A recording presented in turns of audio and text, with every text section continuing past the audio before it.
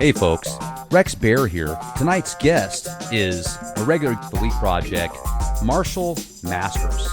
Hey. Hey Marshall, great to have you on the show. I want to give a quick introduction for people that haven't had an opportunity to hear about you before. Freelancer, writer, producer of YOWUSA.com.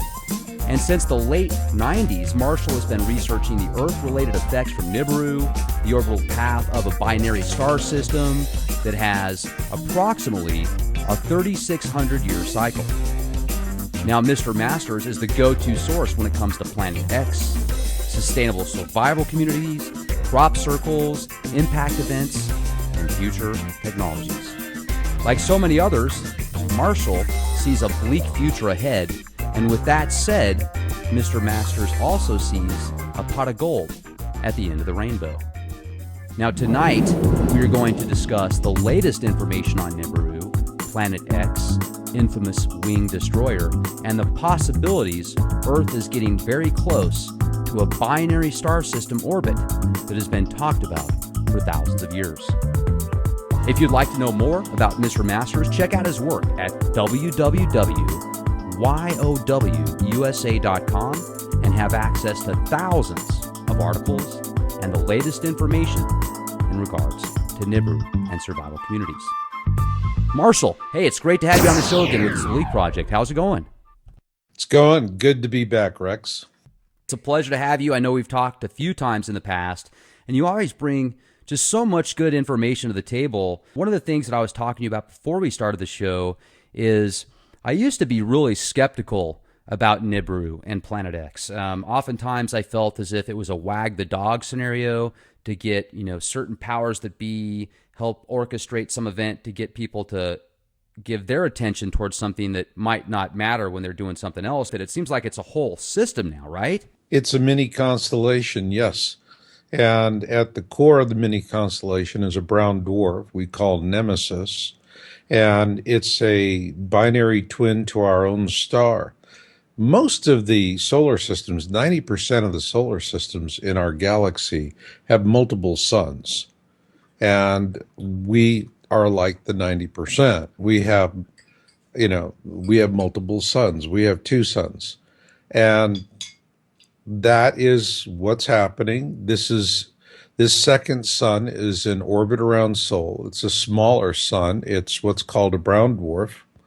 And brown dwarfs are actually relatively new in terms of astronomy because they've really come into existence in terms of what astronomers are talking about.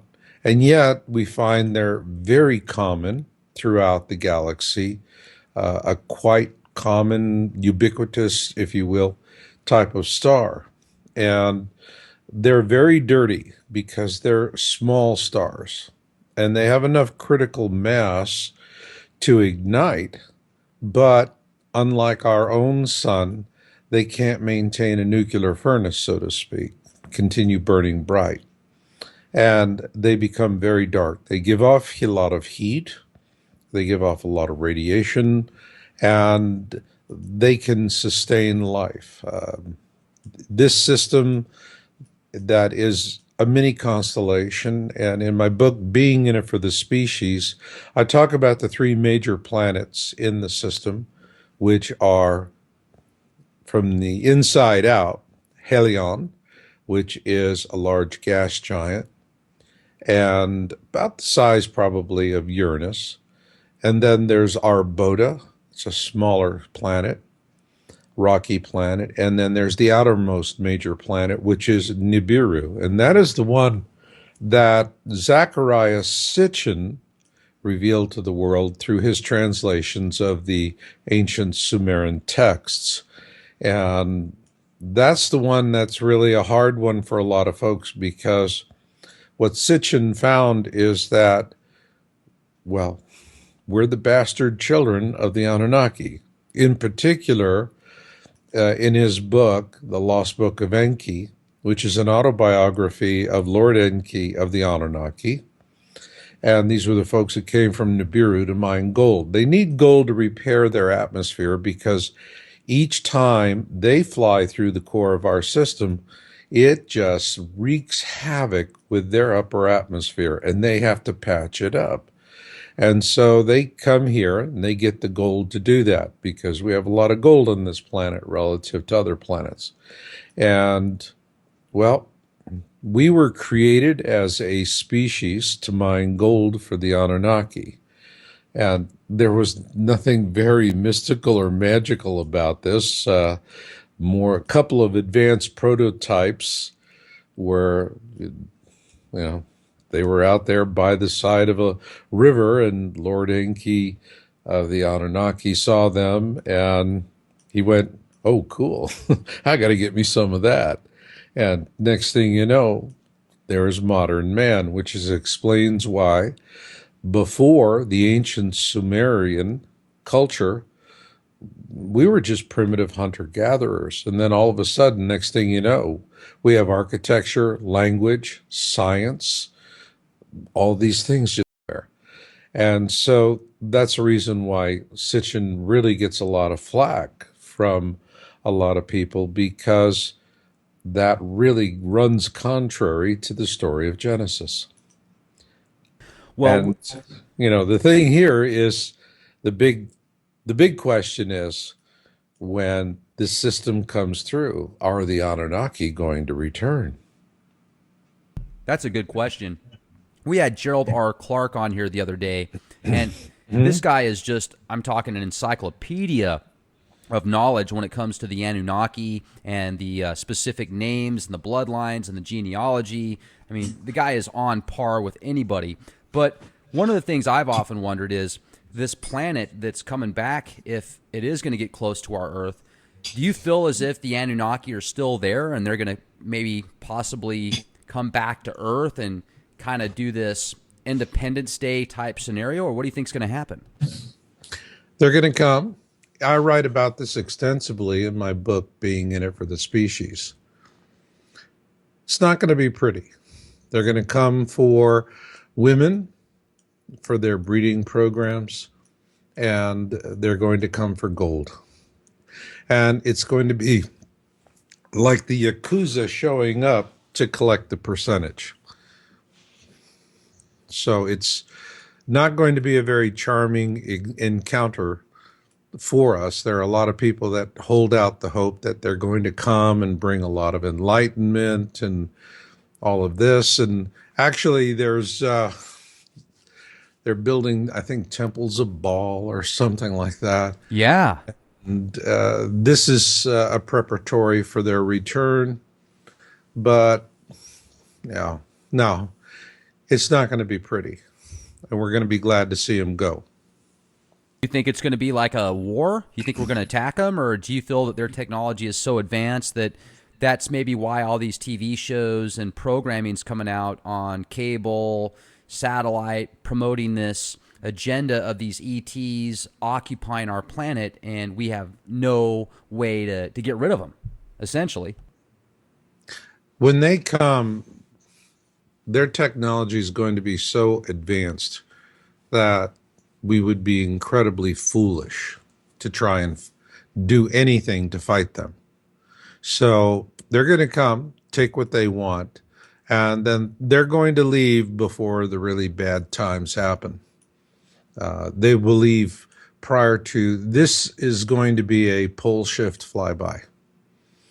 The last time that we had a pole shift flyby was Noah's flood. And people kind of like, well, I mean, what do you mean that was a pole shift? Well, think about Noah's flood, and that's the deluge story. Deluge stories, there's like 200 versions of the deluge across the world in literature, folklore, and so forth, ancient wisdom texts. And stop and think about it. The ark was built where? I don't know. Okay, it was on the side of a mountain. Okay. Now, if Noah was smart, working with an investment banker, Noah would have built the ark in a harbor. And that way, if his disaster didn't happen, he could turn it into a casino and a hotel and clean up. All right. But no, he builds it on the side of a mountain. Why? Well, we're told in the story of the deluge, it was 40 days and 40 nights. And science has long maintained, well, it's impossible. There's not enough surface water on the planet to do what the Bible says. Well, let me put a different spin on that. You have a pole shift event, and there's in the Bible prophecy the days of darkness. Now, the days of darkness are also described by remote viewing instructor Ed Dames in the Kill Shot. He's talked about this. I have his video from 2004. And he describes very well what's going to happen, and that is Nibiru is going to pass between Earth and Venus. We are going to have a complete eclipse of the sun. And because of the way we're moving through the skies, it's going to be a slow transit, which means we're going to have days of darkness. It'll be pitch black. It'll be horrifically frightening for everyone on the face of the planet. And it's going to pass between us. And when this happens, we're going to have a pole shift. And so remember I said we had Halion, our Boda, and Nibiru, and then there's Nemesis. Nemesis is going to be passing through our side of the solar system between Mars and Jupiter.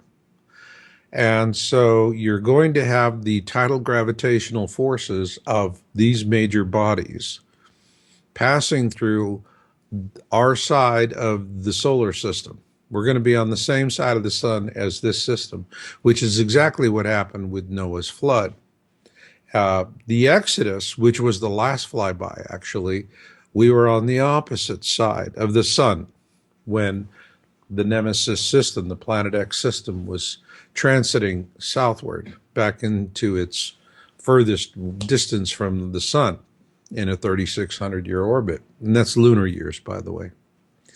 And this time, it's going to be a Noah's flood scenario because what we know is Noah built the ark on the side of a mountain. Well, there's a reason for that. If you have a pole shift event, you have all these multiple objects getting what's called a lithosphere lock on our planet. Actually, a term was coined by an English coal miner who sent me a bunch of research. And I've always felt it was most appropriate. So with the lithosphere lock, we're going to know when that happens because in my book, Being in It for the Species, I describe something called Lurch Day.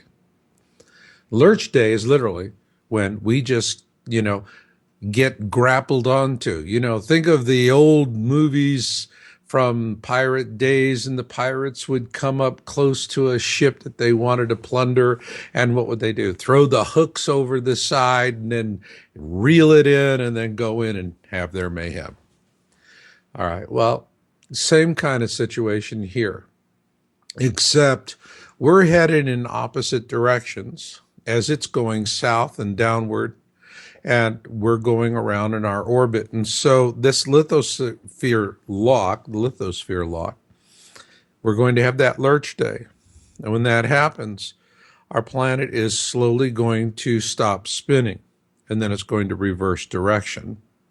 And we're going to have a pole shift event. And during this time, every major body of water on the planet is going to come out of its basin.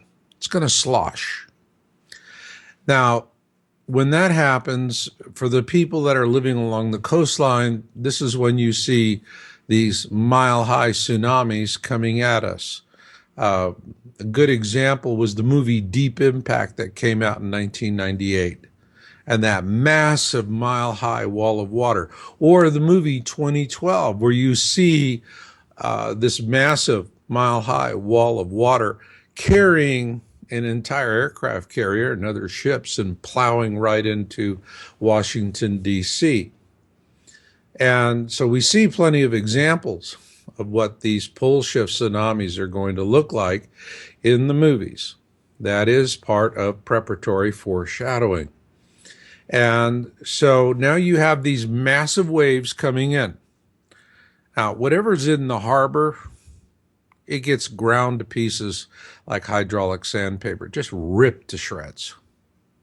So if the ark were built in the harbor, it would just, the water would come over it, tumble it end over end, tear it apart into slivers. And adios, Noah. But Noah built it on the side of a mountain. Now, the water is coming in across the landmass. Now it's crossing dry land, which means the friction is pulling the energy out of that wave at a very prodigious rate. And as the wave goes inland, it will finally ebb.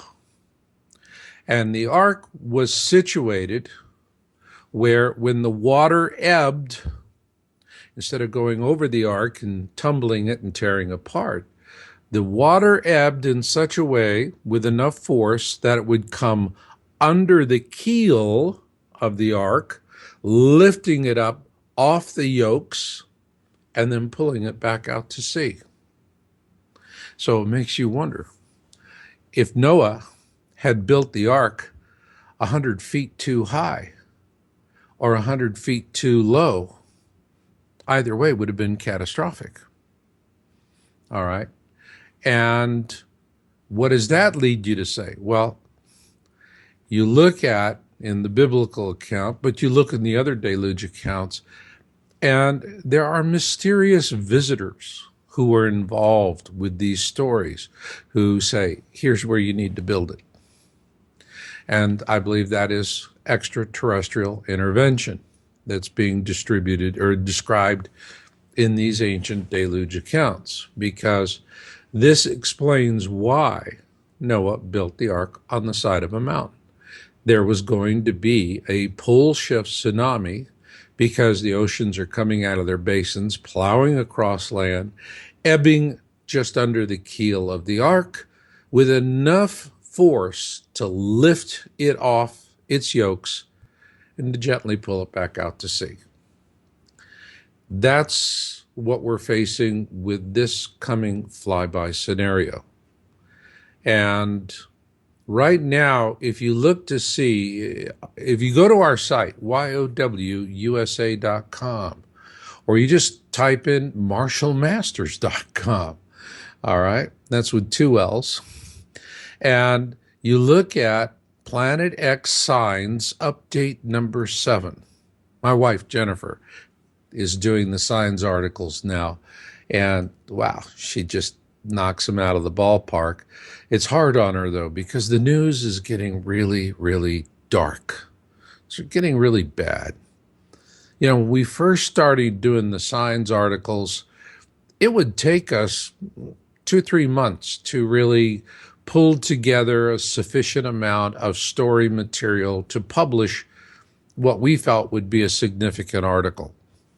Now, in a matter of a few weeks, there's so much coming in that we're overwhelmed. We're no longer waiting to gather the information for a few months to publish.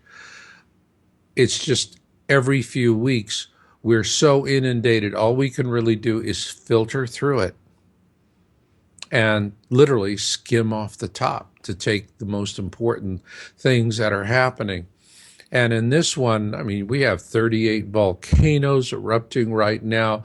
The Ring of Fire is just popping with major earthquakes. And there are seismologists who are saying, you know, wow, the only place on the Ring of Fire that hasn't had a major quake very recently is the west coast of the United States, which means we're due. And there's talk of a mega quake. All right. I was watching a video Tom Lubshaw was talking about. FEMA is preparing for some very serious earthquake events, massive earthquake swarms, not swarms of 2s and 3, but earthquakes in the 6 and 7 range, leading up to a major quake of a 9.0 or more.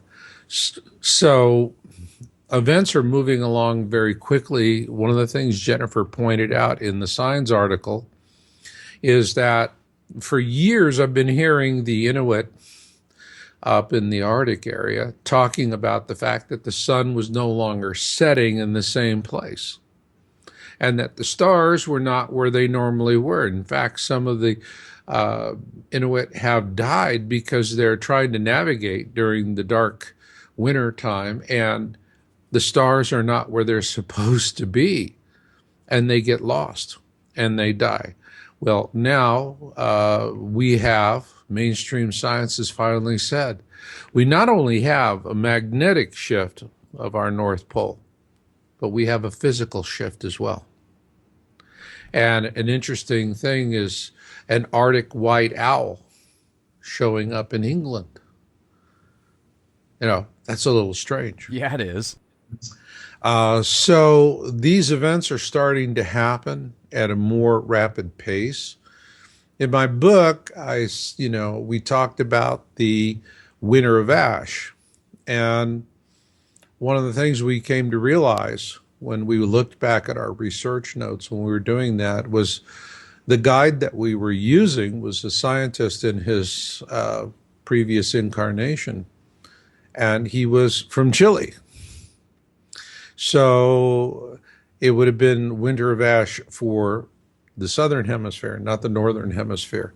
And what we're seeing now is consistent with winter of ash for southern hemisphere timing, not northern hemisphere timing.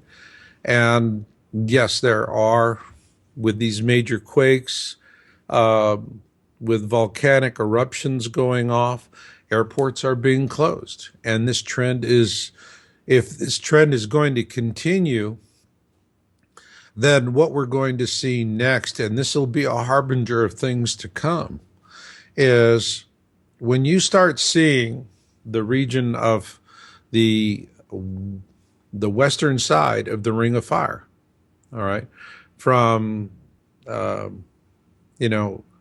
huge area. And this is, think about all the just-in-time manufacturing that goes on. So you have Hong Kong and Taiwan, Korea, Japan, Malaysia, Philippines. Well, you start shutting down all of these airports. The Boeing 747 cargo freighters cannot take off because jet engines and volcanic ash do not mix.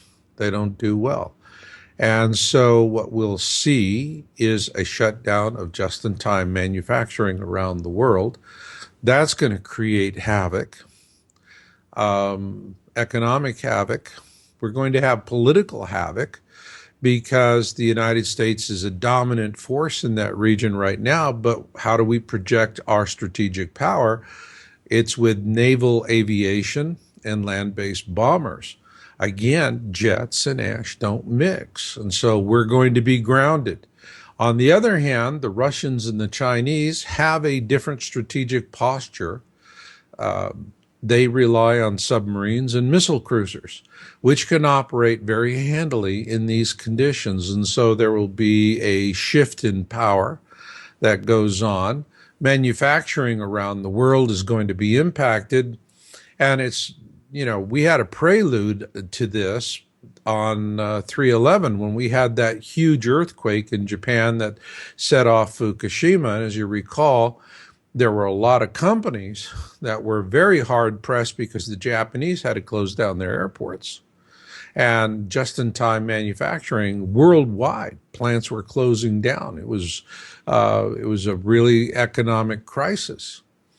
Well, we're going to have that economic crisis. Another thing that will happen is in these areas where if we have enough ash to close airports, you're going to have enough ash to blanket the countryside, which means agriculture is going to be devastated.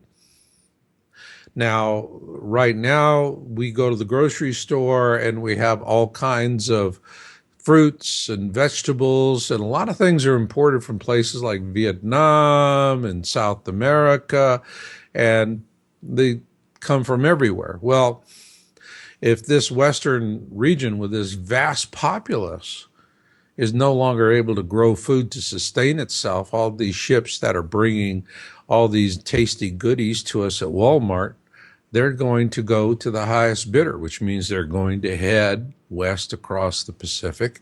And what we're going to see are going to be shortages in the stores. We're going to have skimpy shelves and higher prices. Americans are going to feel the pinch. And also, there's a lot of, in America, we grow a tremendous amount of wheat, corn, and soy and so forth. Well, this is controlled by these multinational corporations, these agribusiness corporations. So if they can take the grain that they're using right now to make bread for Americans, and they can double their profit margin by shipping it over to the other side of the Pacific, that's exactly what they'll do. And so the price of everything in the store is going to go up. And so these are the kinds of things that we're seeing coming to pass. And when they do, when this winter of ash happens, then your listeners can understand that we are firmly, unequivocally, we're in deep kimchi. It started. I mean, there's so much going on right now, Marshall. If you look at just all of the seismic activity with the earthquakes, and anybody that just goes outside now, think back 20 years ago, folks. No, let's just think back 10 years ago. And what was it like when you walked outside? Was it anywhere near as intense? Was the sun anywhere near as white as it is now? It was more yellow. You could walk outside, and if you glanced at the sun for half a second, it didn't burn through your retinas. Now, even with polarized sunglasses on, you look up at the sky, and it seems like it's just insane. And not only that, I mean, I've got physical evidence that the radiation levels have doubled in San Antonio over the past 3 years. And I think a lot of that might be not just because the chemtrails that's depleting the actual atmosphere, but maybe we're getting closer to a second, like the fact that we are getting closer possibly to this binary system. Maybe that additional radiation is leaking through. Well, what's really happening, and this is a process that began in 1940. 1940 was a very pivotal year because in that year, an astronomer, Carlos Muñoz Ferrada, was the first professional astronomer to announce the existence of a planet he calls Hercules, that was the name the Atlanteans gave to Nibiru, and the existence of a dark star. Brown dwarfs were originally called dark stars or black stars, and it was later that the title brown dwarf was coined, but back then they didn't have that. He predicted the existence of this type of star and this planet, Hercules, or what we would call Planet X, Nibiru, Destroyer, Frightener. It has many different names because there's a lot of folklore on it.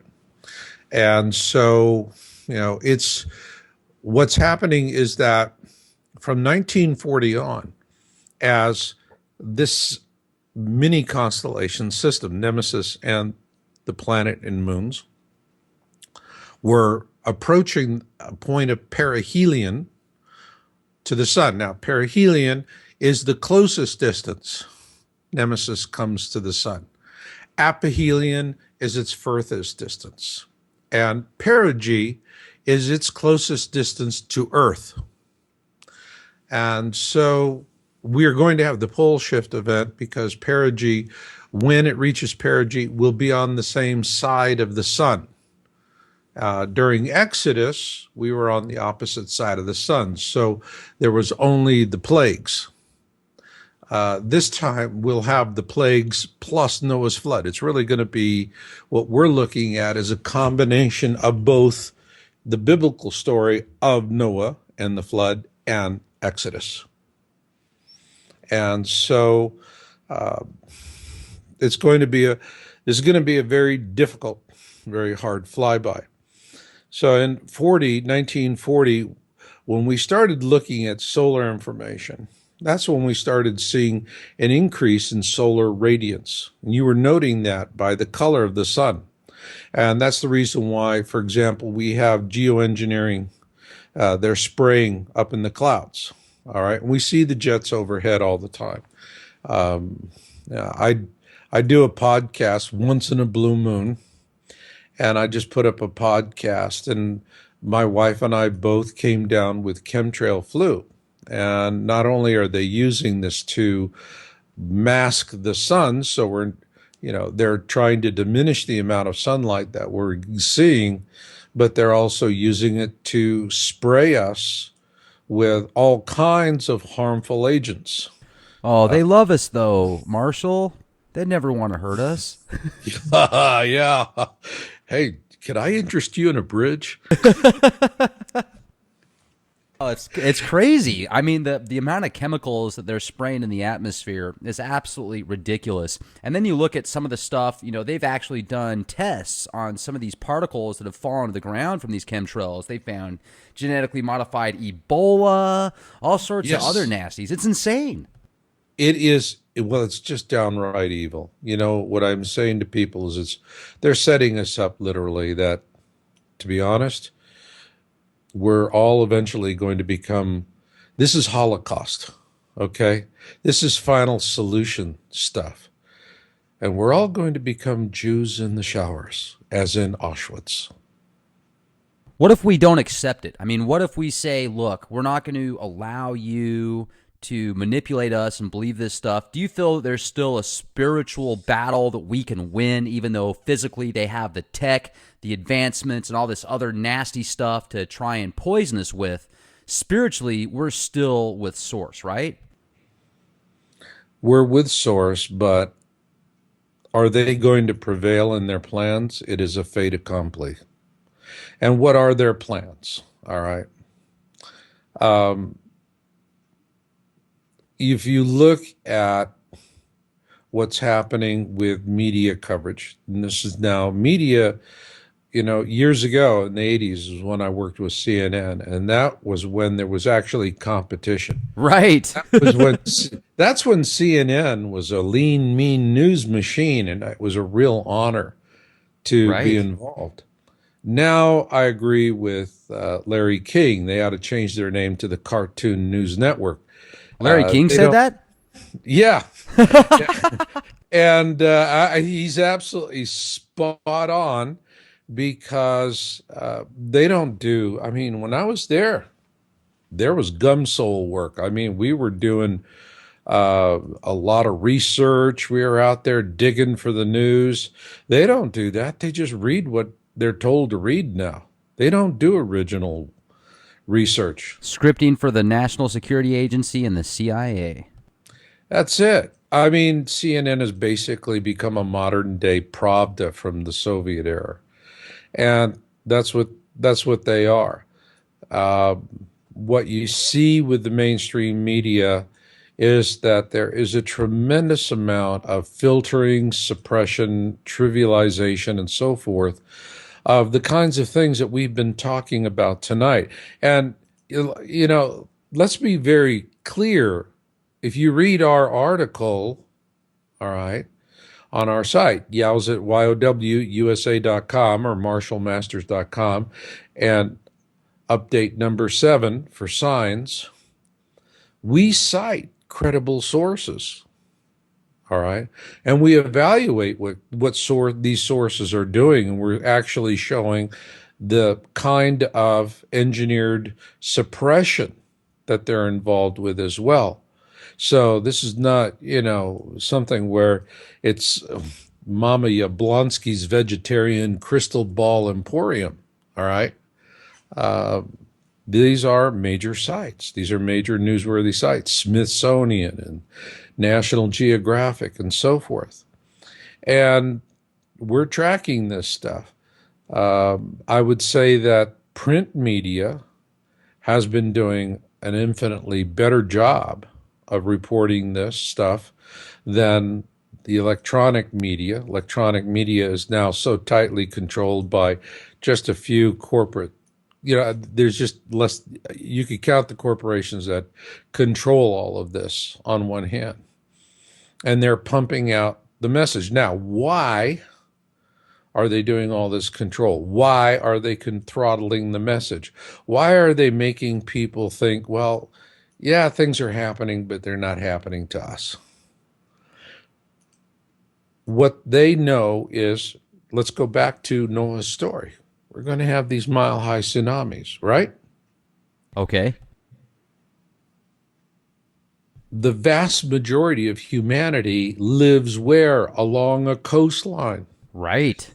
If you want to dramatically reduce the population, convince them to just stay where they're at, and they'll drown. That's all. They'll just drown. Population reduction. We didn't kill you. This big ugly rock that came flowing through, that's what killed you. Sorry. All right? And that is, that's how they're doing it. I lived in Santa Cruz County, California.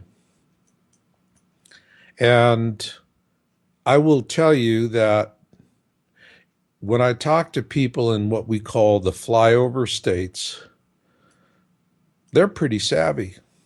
They are savvy. But you talk to people living along a coastline, and it's all of this ridiculous, stupid bravado because neurolinguistic programming, disinformation, all of that. They want to just keep these people right where they're at so they will shelter in place and die in place. That's the whole thing. Your listeners could go find on Wikipedia, all right, the Georgia Guidestones. Georgia Guidestones are 10 commandments for the 21st century, written in 8 languages. And the first one says, keep the population of humankind under 500 million. But it doesn't say how we get there. It just says, keep it there. Okay? Well, now you know how they get it there. So you think that it's going to be this Nibiru flyby event, and then basically they can have this plausible deniability. Oh, well, we're sorry. You guys are the ones that wanted to move to San Francisco. You guys wanted to move to Seattle. It's not our fault that a mile-high tsunami made you and your family drown. I mean, it was just natural. Let me ask you this, Marshall. Do you feel that they have a contingency plan for all of the nuclear reactors that are, there's over 400 of them around the world. If this is going to be a global catastrophe, how are they going to keep those rods cool before they just go into meltdown like Fukushima? We're going to have Fukushimas all over the place. When this is finished, the oceans will be dead. You think we're going to be the next Mars? No. I think that when we complete this flyby, it's going to be interesting. Let me go back. Remember I said this is a combination of the 2 stories, Noah's flood and Exodus. The last major event of the flyby will be a deluge. It will be a 40 days and 40 nights because the atmosphere is just going to be loaded with, oh my God, just a crazy soup of stuff. And so that is going to cause a massive monsoon, a global monsoon, if you will. And that is going to cleanse the earth. It is going to cleanse surface waters. There are going to be new seabeds rising up from the oceans and other seabeds that are collapsing, but the ones that are rising up are going to be inundated with salt. And so this heavy period of global monsoon, if you will wash the salts away. So the earth is going to heal itself. I call this the backside. And this is when we will see blue skies once again. And I believe that when the pole shift is finished, that the tilt, our polar tilt relative to the sun, the galactic plane, all right, or the solar plane, excuse me, and we're tilted towards that. I think our tilt is going to be less extreme, which will give us more mild seasons. So for those who survive this, they very well could find some areas on Earth that will be like a new Eden.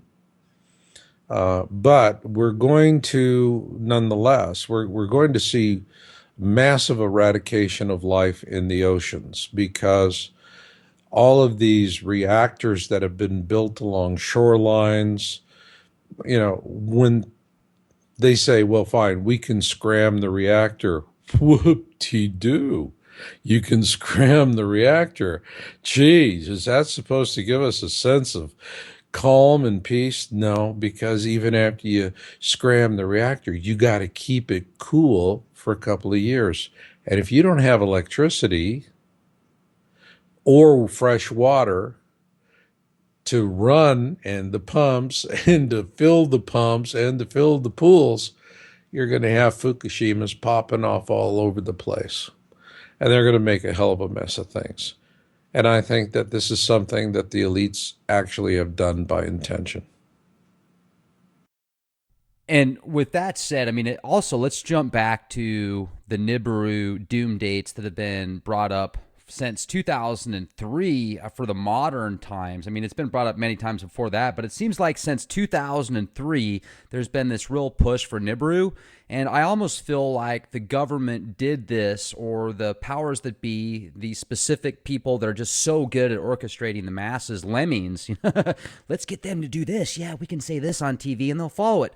I almost feel like they knew that if they came up with this cry wolf scenario for 10 years, people would get to the point to where, when it really does start to come around, they're so docile and conditioned to the fact that they've been warned about it so many times, they're not going to believe it. Well, I got into reporting Nibiru and writing on Planet X. I started researching and studying it back in 2001. I published my very first article in January of 2002. And I had a lot of help from Dr. Brian Marsden of the Smithsonian Astrophysics Lab. We prepared that scenario for a PAX TV interview, and PAX TV, they soundbited me and made me sound like I was supporting the notion that dinosaurs and human beings lived together a few thousand years ago, which was really a humiliation for me that they would, do something so ugly to me. And it also cost me some good friendships as well. And I published my article, Did Planet X Kill the Dinosaurs? Really just to get the work out there and to show that PAX had lied through their teeth. And what they did was inherently dishonest. And I started reporting after that and going on. And next thing I knew, I started getting a lot of emails from people about Nancy Leader, the Zeta Talk website. Now, I will tell you that if you go to yowza.com, you go to my homepage, I tell this story in very clear detail: Planet X, the good, the bad, and the ugly. For many, many years, for well over a decade, I just didn't want to talk about anybody else. But I keep getting so many questions about people who are spreading disinformation. And Nancy Leader was doing that.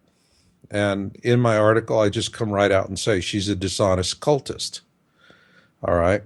And there are other people that I take exception with in the science arena as well. But back then, what happened was Nancy was forecasting a catastrophic flyby of Planet X in 2003, the summer of 2003. We didn't see anything in any sort of empirical data that would suggest that was actually going to happen. We couldn't see any substantiation for it. And so we published an article because so many people were contacting us, Zeta fact versus Zeta hysteria. And so Nancy Leader is the one that created the 2003 panic. And that's exactly where that source goes to. I had Nancy on my own Cut to the Chase podcast, and Nancy's method is that she channels zetas because of some sort of implant, as I understand. And she said it was the only time that the zetas ever lied to her because they wanted to trick George Bush into invading Iraq. And, well, it's all pretty incredulous stuff. But it caused a hell of a panic. And you're right, it did. I mean, we used to get letters from people that broke our hearts to read. They were, people were struggling to sound sober and rational, but they're asking us, do we sell our homes? Do we flee to the mountains? What do we do?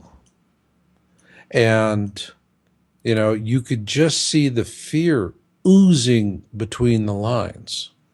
So the whole 2003 thing that was orchestrated, and it was really the guy that really did more to pump it up was a fellow by the name of Mark Hazelwood. And Mark Hazelwood actually stole a great deal of the work that Nancy Leader had published. When he brought out his book Blindsided, Nancy Leader actually had her attorney write him a cease and desist order, which he ignored. And he sold a ton of books, created one hell of a panic. So, did the elites do it? No, they didn't do it, but they found some, they found some people that just did their dirty work for them. And after we told everyone this was going to be a non-event. It was a non-event. After that, interest in Planet X absolutely cratered. I remember, it was in August of that summer, we wrote an article, is it time to revisit Planet X? And I think, including ourselves, 4 people read it. So that gives you an idea how much damage was done. That sucks, man. That really sucked. But, on the other hand, for us, it was a little bit of a blessing because we knew this thing existed because we were following the science. And we just had a nice relative period of calm to follow the topic and to do our research without having to feel, the need to get out there and publish or perish, as they say.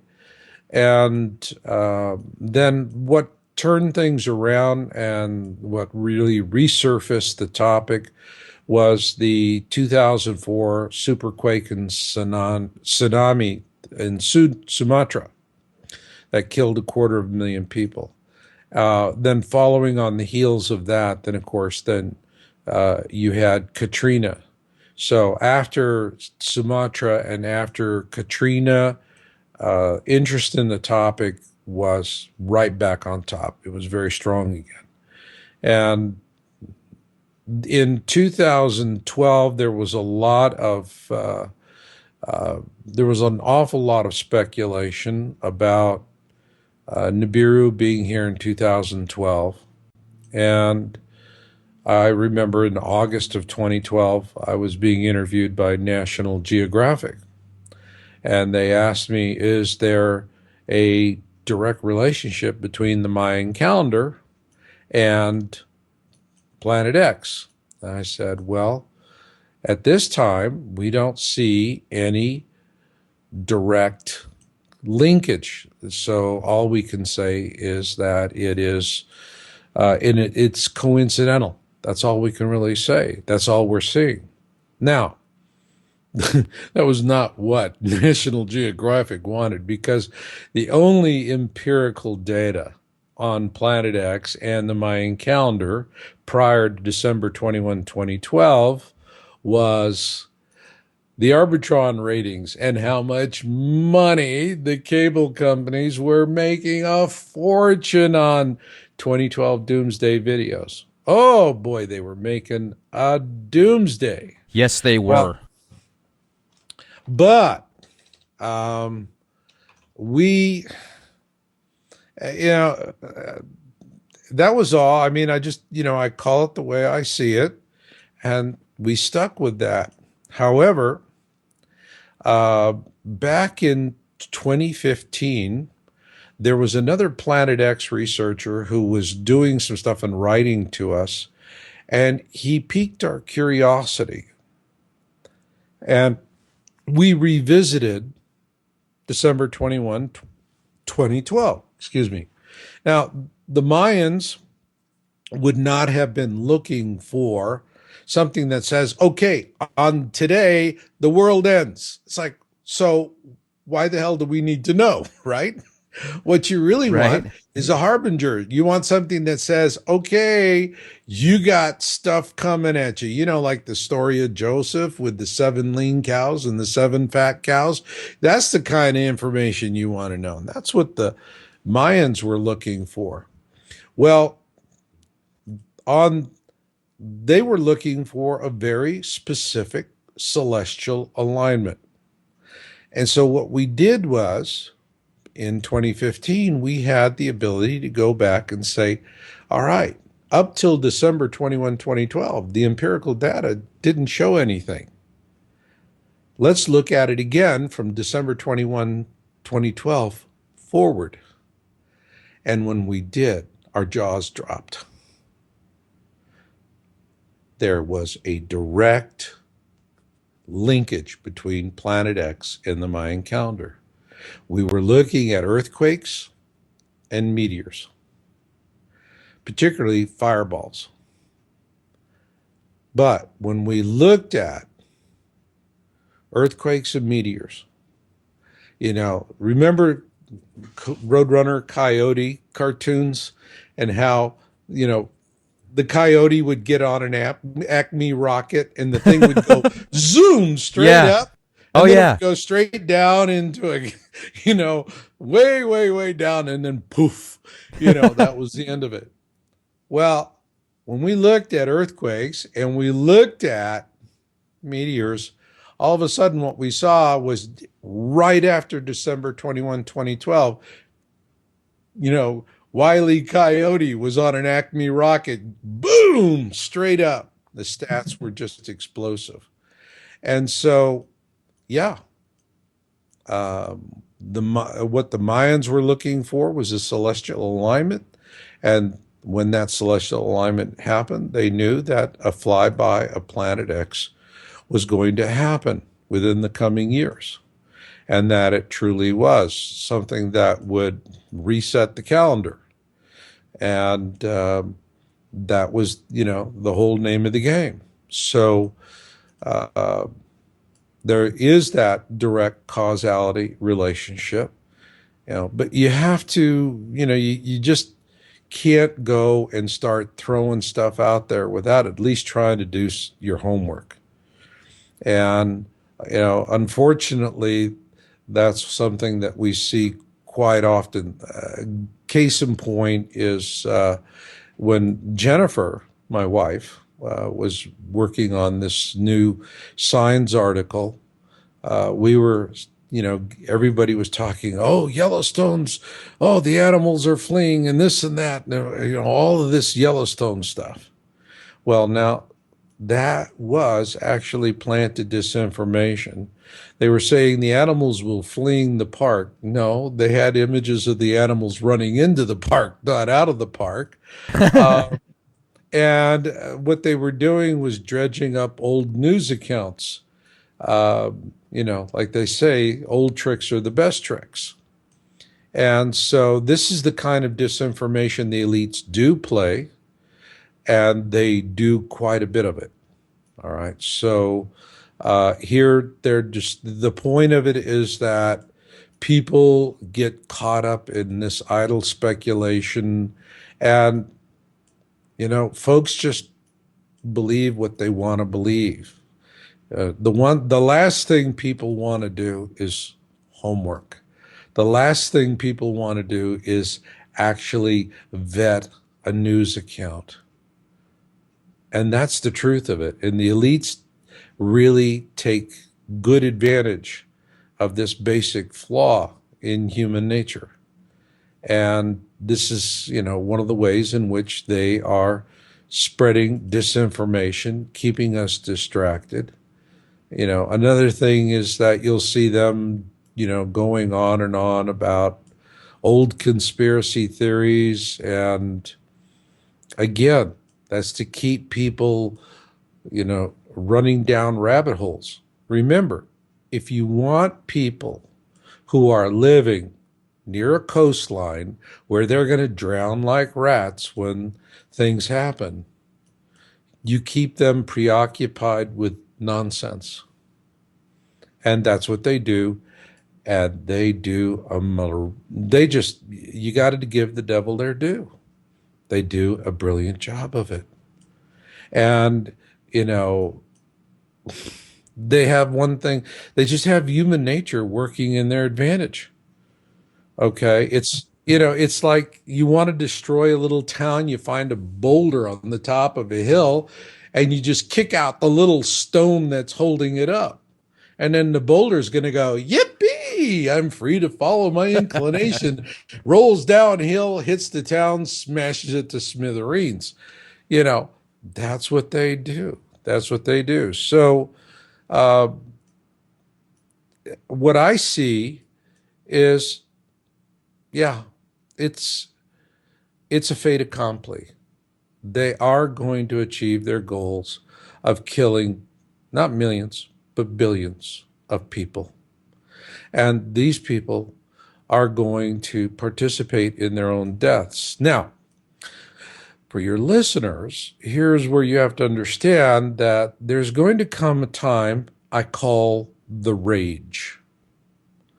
And this is when all these people who have been so intelligently telling folks like you and myself, or warning them, it's all nonsense, nothing going to happen, oh, I don't want to hear about it. Okay? And they've been sitting there pontificating on our stupidity. They're going to wake up and realize they've been lied to. And they're going to be filled with rage. And then there's going to be all of this self-righteous indignation. I am a citizen. I'm a patriot. I pay taxes. I deserve the truth. Blum, blum, blum, blum, blum, blum, blum. And they're going to pick up their signs, and they're going to run down, and they're going to protest in front of the federal buildings. And then they're going to get 2 warnings to disband. They won't. And then that's when they're going to realize why our government has purchased 1.6 billion rounds of hollow point small arms ammunition. There are going to be bodies everywhere.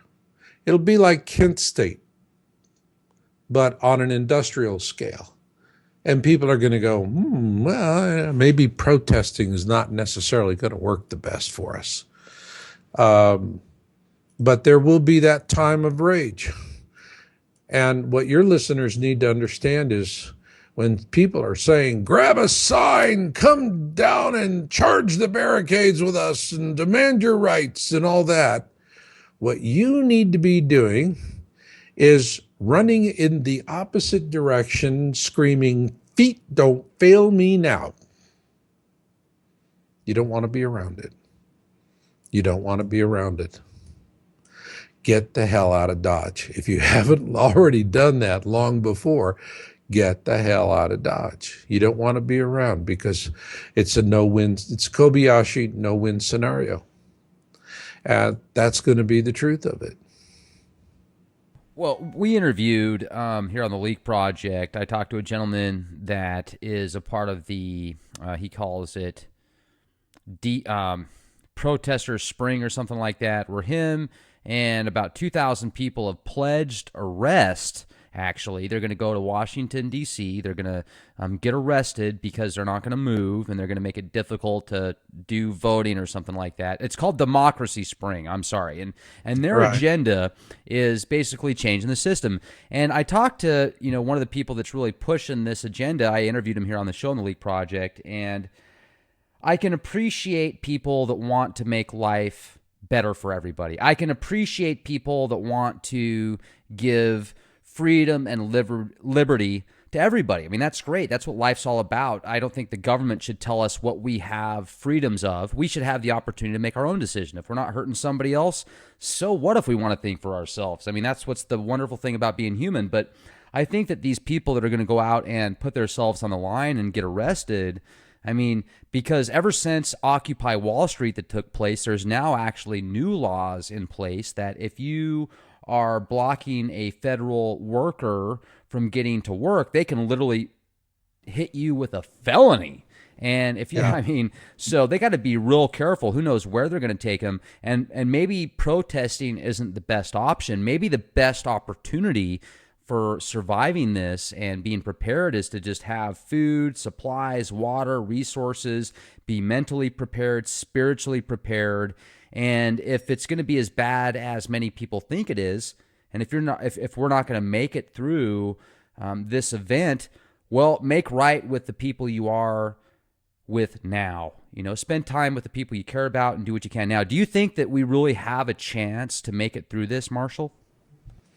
Yes, and actually, the advice that you just gave your listening audience is superb, Rex. I tip my hat to you. Thank you. And that is exactly what you need to do. Look, what we're facing here is really the cycle of empire. All empires fail. They all fail. And they all fail for the same reason. Empires rise up quickly because everybody has a piece of the action. But at some point, you're going to have the ruling elites who are going to get greedy. They never can get enough. Never. And so they start consolidating power and wealth unto themselves. And what happens is it drains the body politic, and the nation becomes brittle. And so events that would have never caused the collapse of the empire when it was young and healthy and vibrant will do it now quite easily. And it could come from any number of directions. What we have is a situation where when we use the term our government ceased to exist decades ago. It's not our government. We are the owned chattels of fascist, corporatist sociopaths, all right? That's the truth of it. And they're running the show.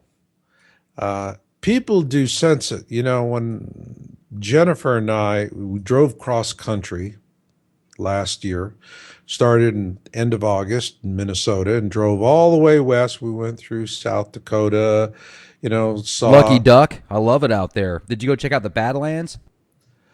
we went down we passed, but we didn't get a chance to really get into the Badlands, but we did see the presidents. Ah, yeah, Black Hills. Love it out Okay. there. And I think it's really pretty out there. It's the rest of South Dakota. Yeah, no. But that, I really enjoyed that. And so we did that. We went to Yellowstone. We were in Montana. We were in Wyoming, Idaho, Washington State, Oregon, and back to Nevada. And when we got to Nevada, Jennifer made an observation that just stunned me because it was absolutely spot on. She said, that we saw more American flags on the sides of chemical plants than we did on T-shirts and jackets. Stop and think about that. Here we're going, past national sightseeing places, okay? And, through mom and apple pie part of the country. And we're seeing more flags on the sides of chemical plants than we did see on jackets and T-shirts. So the point here is people really intuitively get it. They understand that, our government ceased to exist somewhere along the line while, we were distracted with smartphones and shopping at the mall and cheap Chinese good at Walmart. Somewhere in the process, we just didn't notice that it was stolen from us, and it was. And I mean, look at, for example, Ted Cruz is out crowing about his victory in Colorado, which was decided by the elites. Oh, what, Mr. Monsanto himself? Yes, Mr. Monsanto. And it's and Hillary? Oh, you want Hillary? Madam Monsanto? I mean, this is all incestuous. Our system has been stolen from us. And the ones that really, people don't really understand, the ones that set us up to fail is actually the United States Supreme Court. The United States Supreme Court is the one that created corporations as human beings with the rights of human beings. Before that, corporations were very strictly regulated and had to be formed for a very specific purpose. All right? They let the genie out of the bottle. They created corporations as human beings without the responsibility. When was the last time you saw a corporation go to jail for murder, and yet they kill us in the droves? That's a good point. Good point. Then you have these corporations that are now people who don't go to jail for the murders that they commit. It is the Supreme Court that says to the United States Patent Office, which since its inception has always said, you cannot patent life, period. We won't do it. The Supreme Court overruled centuries of policy and said, au contraire, we have created these people that can commit murder without going to prison, called corporations, and that's not enough. Now we're going to give them the power of gods. They can create life and they can own it. Then, in furtherance of that, early in the Obama administration, they said, oh, we need to protect these corporations that we've created as people who can murder without consequence and who now have the power of gods to create and own life. We need to give them added measure of protection. We need to allow them to go in and completely corrupt the political process so that they can prevent anything from touching what we have given them. And so if you want to know where is the root of evil in this country, United States Supreme Court. They're the enablers. They're the ones that created these monsters who now own us lock, stock, and barrel, who gave them the power to do what they do to us, lock, stock, and barrel. That's the simple truth of it. And we couldn't do anything about it because, well, Supreme Court justices, they don't have to stand election. All right. Let me jump in real quick, if I can, Marshall, because you brought up South Dakota, and that reminds me of a news article that came out a couple months ago where they were actually selling an entire township in South Dakota for less than $300,000. And it was about 2 hours away from the Black Hills, and the Black Hills does a lot of brings in a lot of revenue with, tourism. You've got Deadwood, Right. Lead, you've got the Mount Rushmore, Keystone, Right. etc. But what do you think about this idea? I got to bring this out there to you because we've got a pretty big audience right now, and you reach out to tens of thousands of people on a daily basis with your website, yowusa.com. Many people that have been following your work now for years. And you also have this sense of creating, kind of like survival communities. We've had broadcasts on this show before where we've talked about creating communities that have sense and purpose that aligns up with each other. If you could purchase an entire township for less than $300,000, couldn't you then create a system of, you could set up your own sheriff, you could set up your own mayor, you could also start certain industries to where you could, sell products and inventory to certain areas. You could basically set up a situation to where this community could all thrive in this area. And since you've got your own sheriff and your own mayor, wouldn't you then be able to control kind of the political landscape as well? Well, that would depend on who's writing the laws. I mean, look how the laws are continually being interpreted in favor of the corporate interests. So, gosh, who knows? And for me, it's just as aggravating as it is for, I'm sure, for you and for your listeners out there to see this and the impunity with which these people are doing this. But remember, this is the cycle of empire.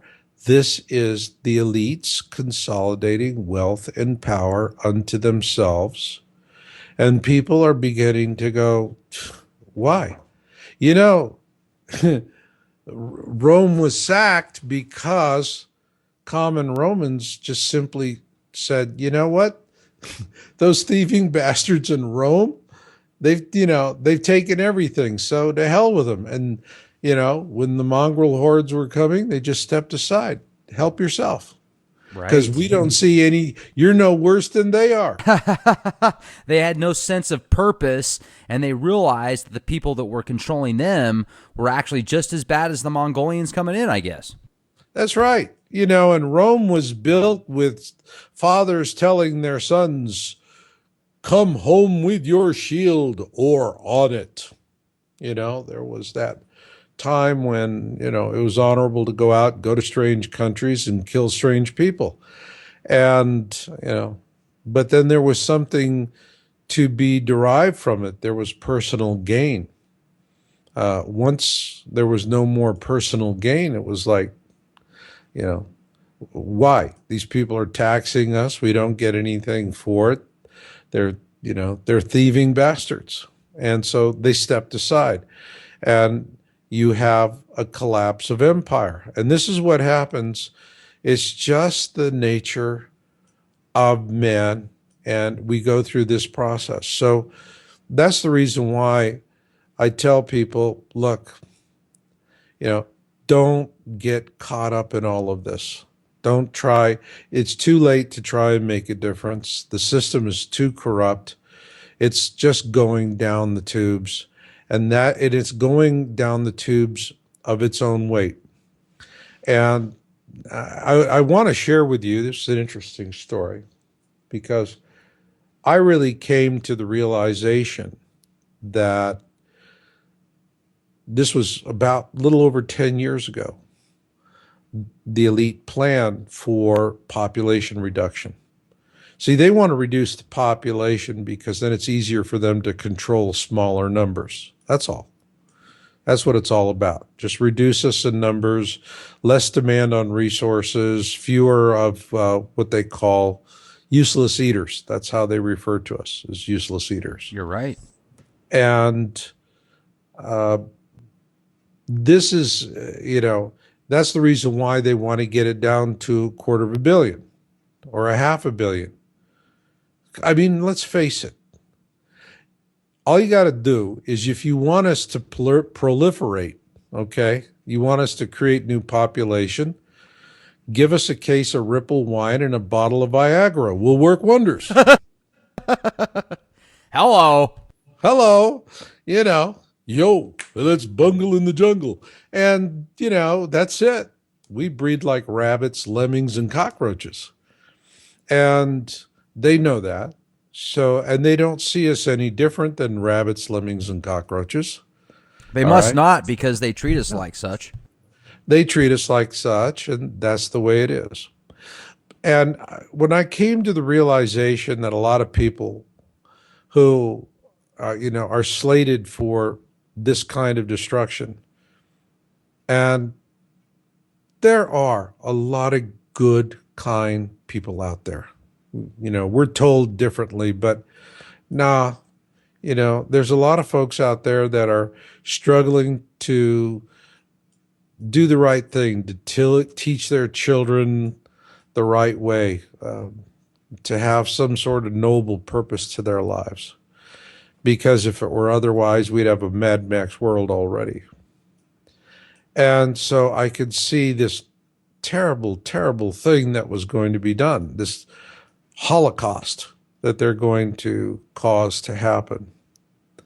And this was about a time I started doing channeling research. I was very impressed with studying Nobel laureates and found out that many Nobel laureates would actually start becoming interested in the paranormal because science had only gotten them to a certain point, and they were still hungering for knowledge and for insight. And so we began doing channeling research. We were very fortunate. We had superb channelers that worked with us, typically women in their 40s who were in very stable, loving relationships where their husbands were very supportive of their natural gifts. And they would volunteer to work in our studies without compensation. And they were really, really diligent, marvelous, marvelous women. We were using them really to look forward into the future. We had a process where I would do the interviewing through the channel with the entity, and then two other members were silent, they were muted, and they were instant messaging with me. One was giving me cross-examination questions so we could keep going back like an attorney and analyze what they were saying. And the other one was giving me science questions. And so we had a very rigid process that we applied to it. And one of the things that we always did was at the end of every session, when we were dealing with, we had three kind of entities we were dealing with: unincarnated, incarnated, and extraterrestrial. And the unincarnated were just simply entities that had never incarnated in human form, incarnated that had been in human form before, and then, of course, extraterrestrial. And I was, struggling with this realization that we were being set up by the elites to fail, that they were going to see to it that we would die in vast, vast numbers. And this was a very difficult time for me, Rex, a very depressing time to come to realize this incredible inhumanity, because on my mother's side of the family, all of my relatives in Europe, every man, woman, and child was killed by the Nazis in the death camps. And so it hit me at a very personal level, because when you learn that your entire family tree went up a German smokestack, what's left is a black hole. You go on Ancestry.com, and what are they going to do? Find gold fillings? So this was a terribly, terribly, terribly depressing time in my life. It just really hurt me. And finally, one day, I asked this one psychic, really talented. Boy, she was good. She could pull in entities from all over the place. And I expressed to her what I've told you now, and she said, all right, well, let's see who comes through. So we started, and a guide came through by the name of Serapis Bey.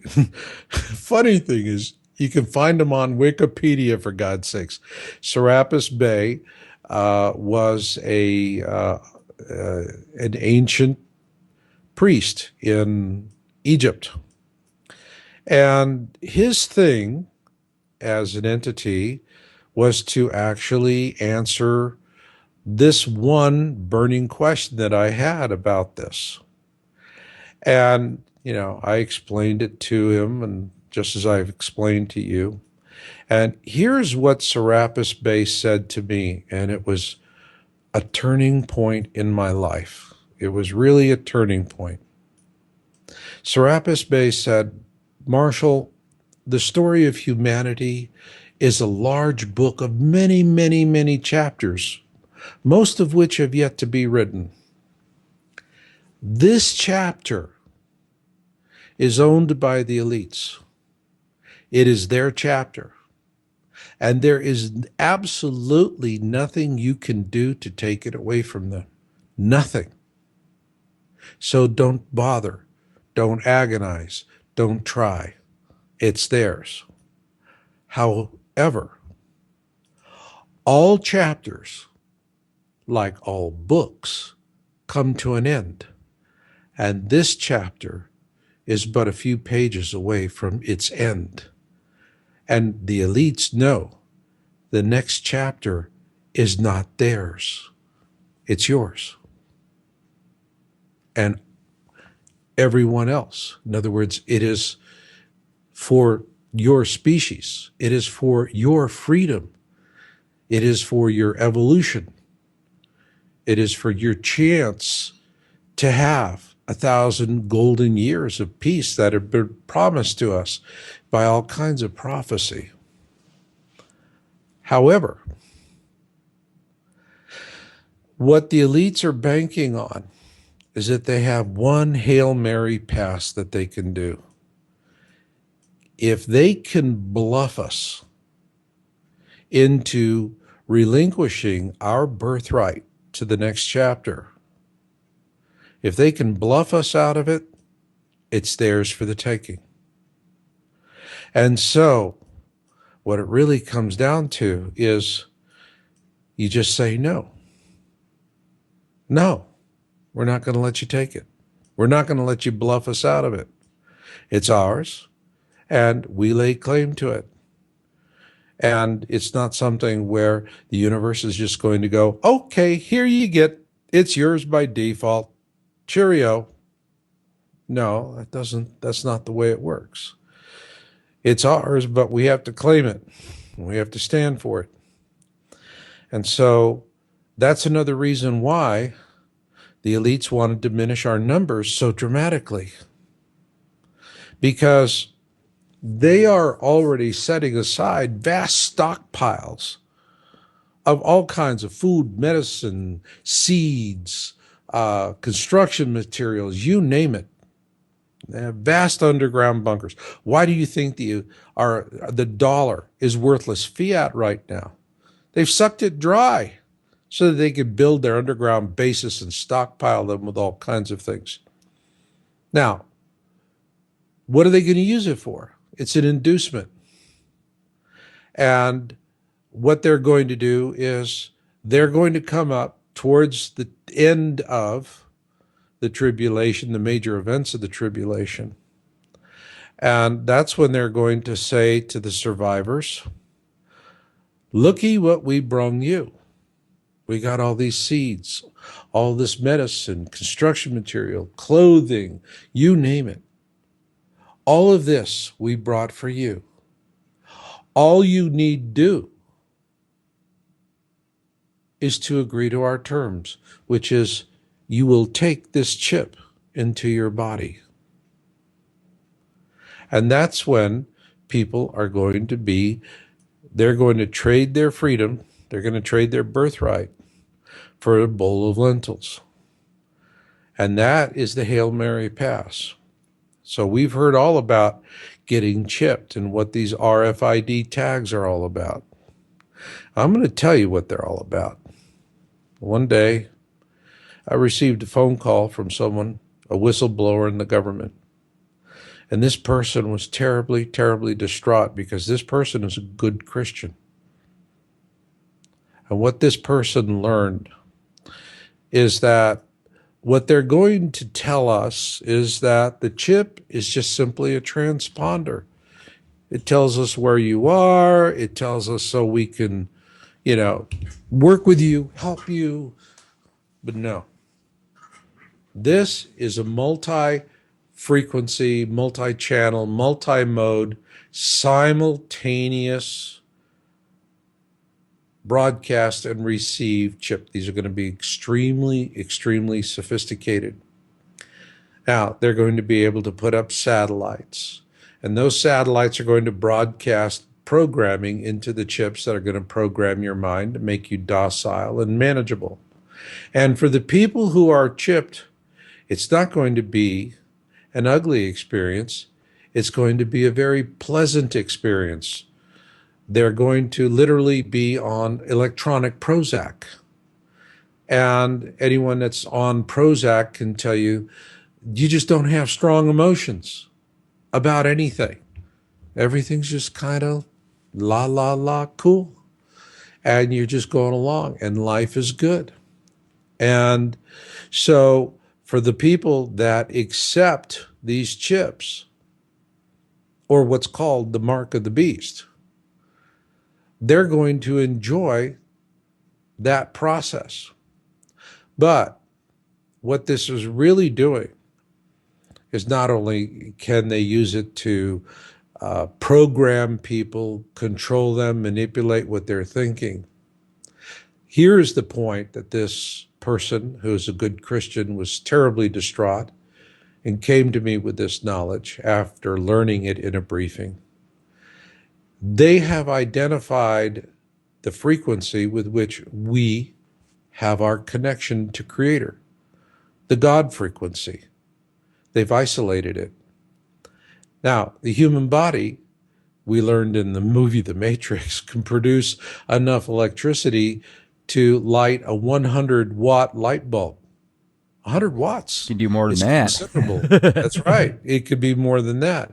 And 100 watts is very, very considerable, my friend. And so what will happen is that this implant will create a damping field on that frequency. And so not only people are going to be on this electronic Prozac, but they're going to lose their connection to Creator. They're going to be taken away from God.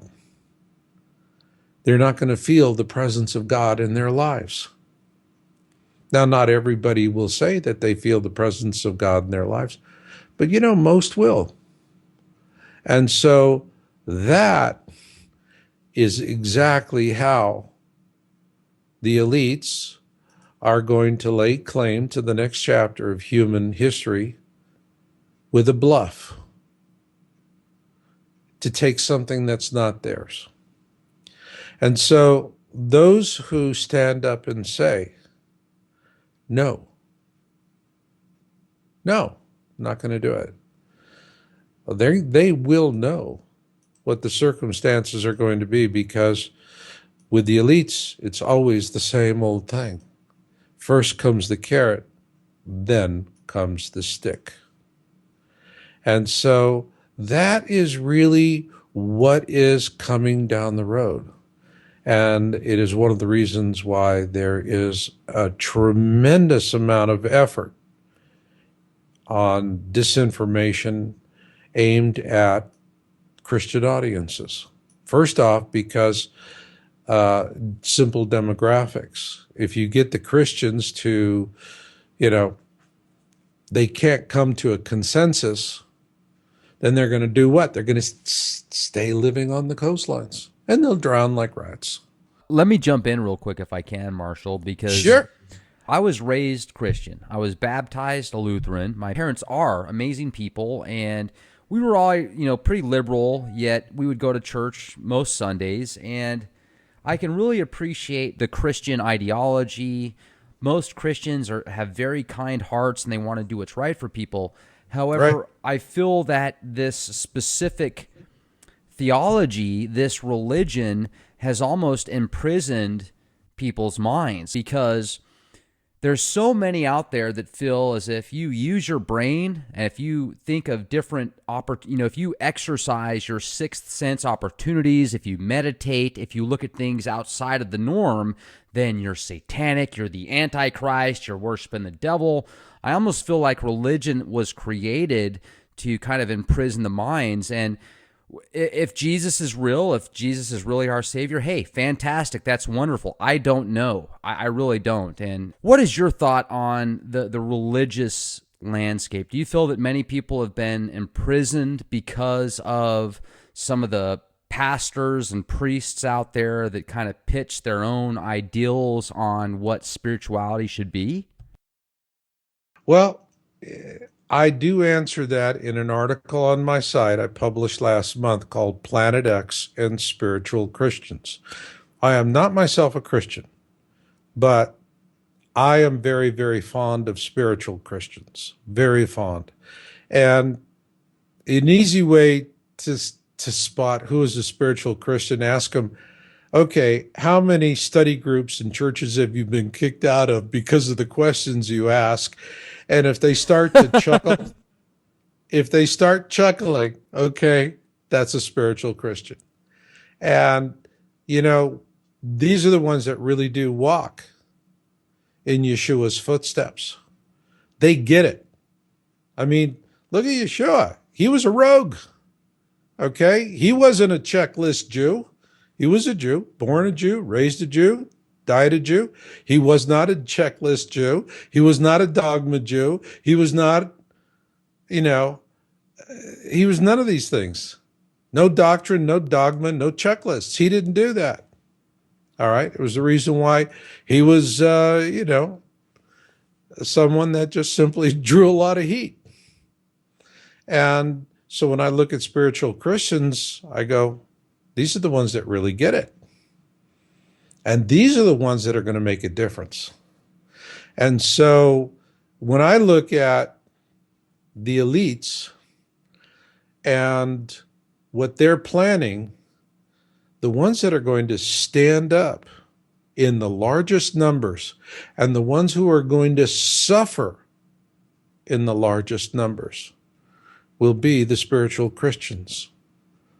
And really, in them, I see our hope for an enlightened future. Why is that? Because they get it. They get it. I think if you look at the teachings of Yeshua, you look at the Bible in the right way, it's a Planet X primer. All right? And the philosophy is just wonderful. Yeshua in his time was a beloved rabbi. All right? He was a great teacher. And his philosophy that he brought was completely unlike anything in the world at that time. All right? It was powerful. And it carries on through the years. But there is a huge difference between institutions and your relationship to Creator. Your relationship to God is you and God. That's what I believe, period. You want to know God, you walk one-on-one with God. You want to know God, you struggle with God. People who you have to. There's like, God, why does it happen this way? Why does it happen that way? And you're trying to understand and you're working through it. And in the process of struggling with God, you come to know God. And people who follow checklists, what they know is a checklist. All right? And these are the people that are going to say, okay, this is the old checklist. Here's the new checklist. And they're just going to go from one checklist to another because what they understand is checklists. But it's the spiritual Christians, and their numbers are really increasing in vast quantity. All right. And I see, as a non-Christian, I see the hope for humanity in these people. I do truly believe that. I do truly believe that, Rex. I mean, there's so many good people out there that follow, Jesus's teachings and the Bible, and I really appreciate that. The only thing that bothers me about the Bible is when you read the Old Testament, there's so many passages that talk about how God tells Adam to go kill every man, woman, and child, even the livestock, and I just have a tough time understanding that. Like, why would God, the divine providence, the creator of all knowing, make something that then he says, oh, I need you to go kill that because they're not good people? It just doesn't make sense to me. But hey, I don't understand everything. I don't know. Maybe I just am missing something here. But one of the things I really wanted to bring up Rex, is, you're a spiritual Christian. Am I? Yes. You're struggling with God. Do you believe in God, Rex? Oh, I certainly believe in divine providence. Absolutely. Okay. Well, you're a spiritual Christian. I certainly have a belief and I want to help the world and create balance. It just seems like we're in such dire straits right now. I mean, let's bring up the fact that there has been dozens of amateur astronomers that have been murdered or suicided or had some weird accident where they were killed. I know you write a lot about that on your website. Oh, you mean people that stabbed themselves in the back 17 times? Yeah, I mean, if you're going to kill yourself, why don't you stab yourself in the back 17 times? I mean, that totally makes sense, doesn't it? Oh, yeah. It completely makes sense to somebody who's doing the stabbing. But that's the way the system works. But let me ask you point blank. All right? Would you go up in the hills, do a little garden, lay low, stay quiet, or would you stay in the city, take the chip, and let them turn you into a Prozac zombie?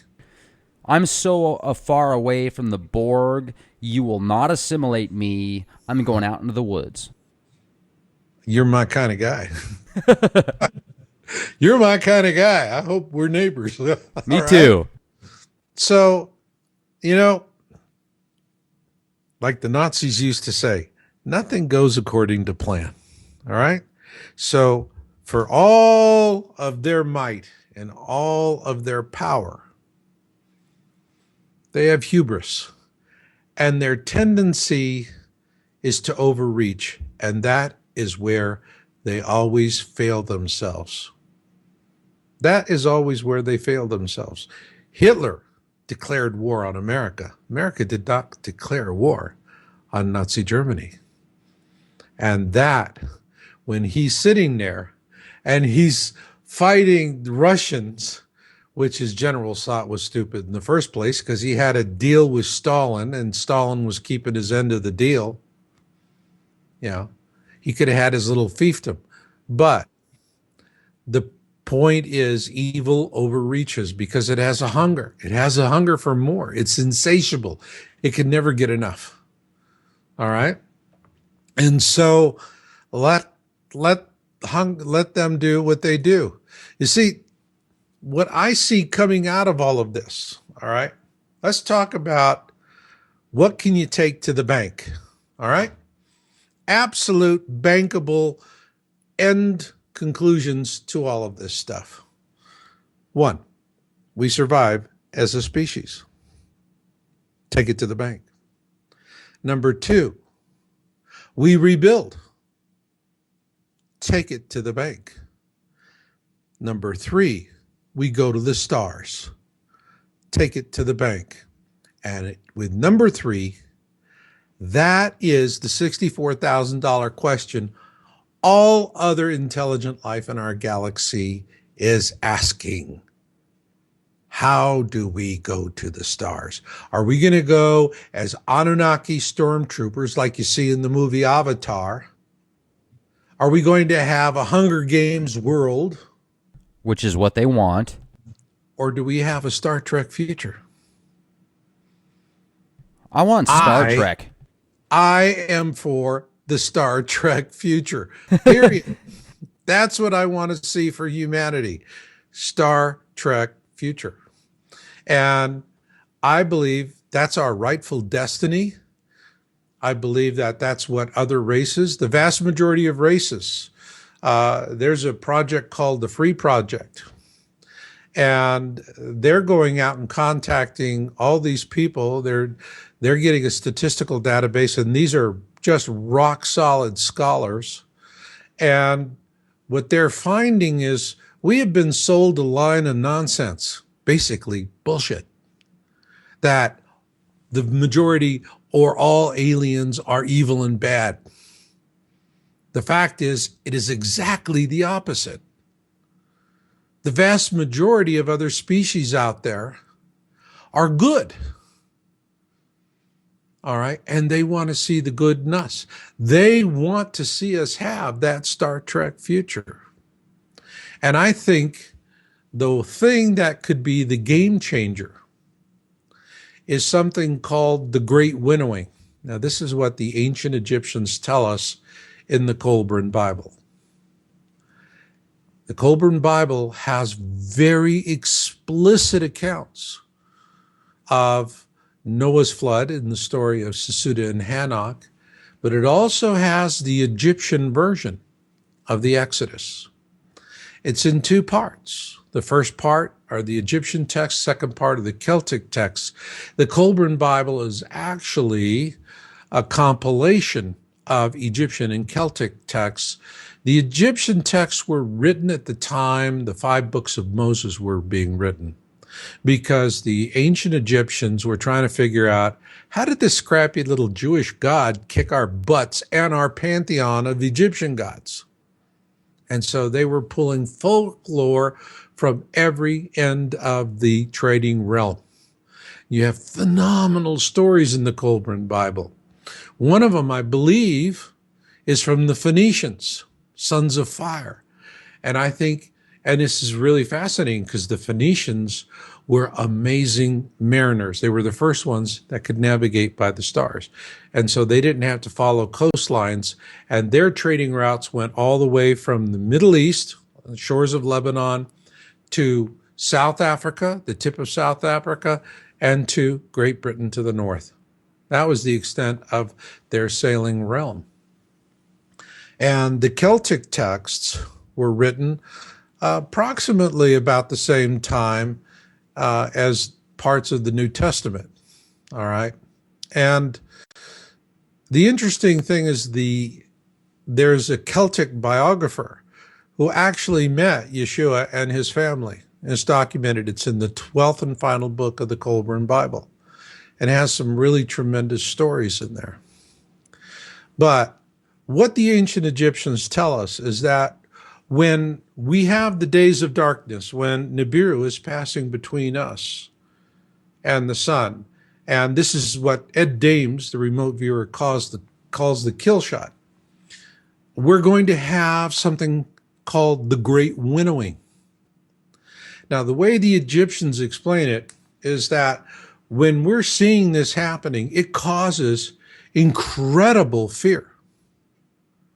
What they report is women become infertile, men become impotent.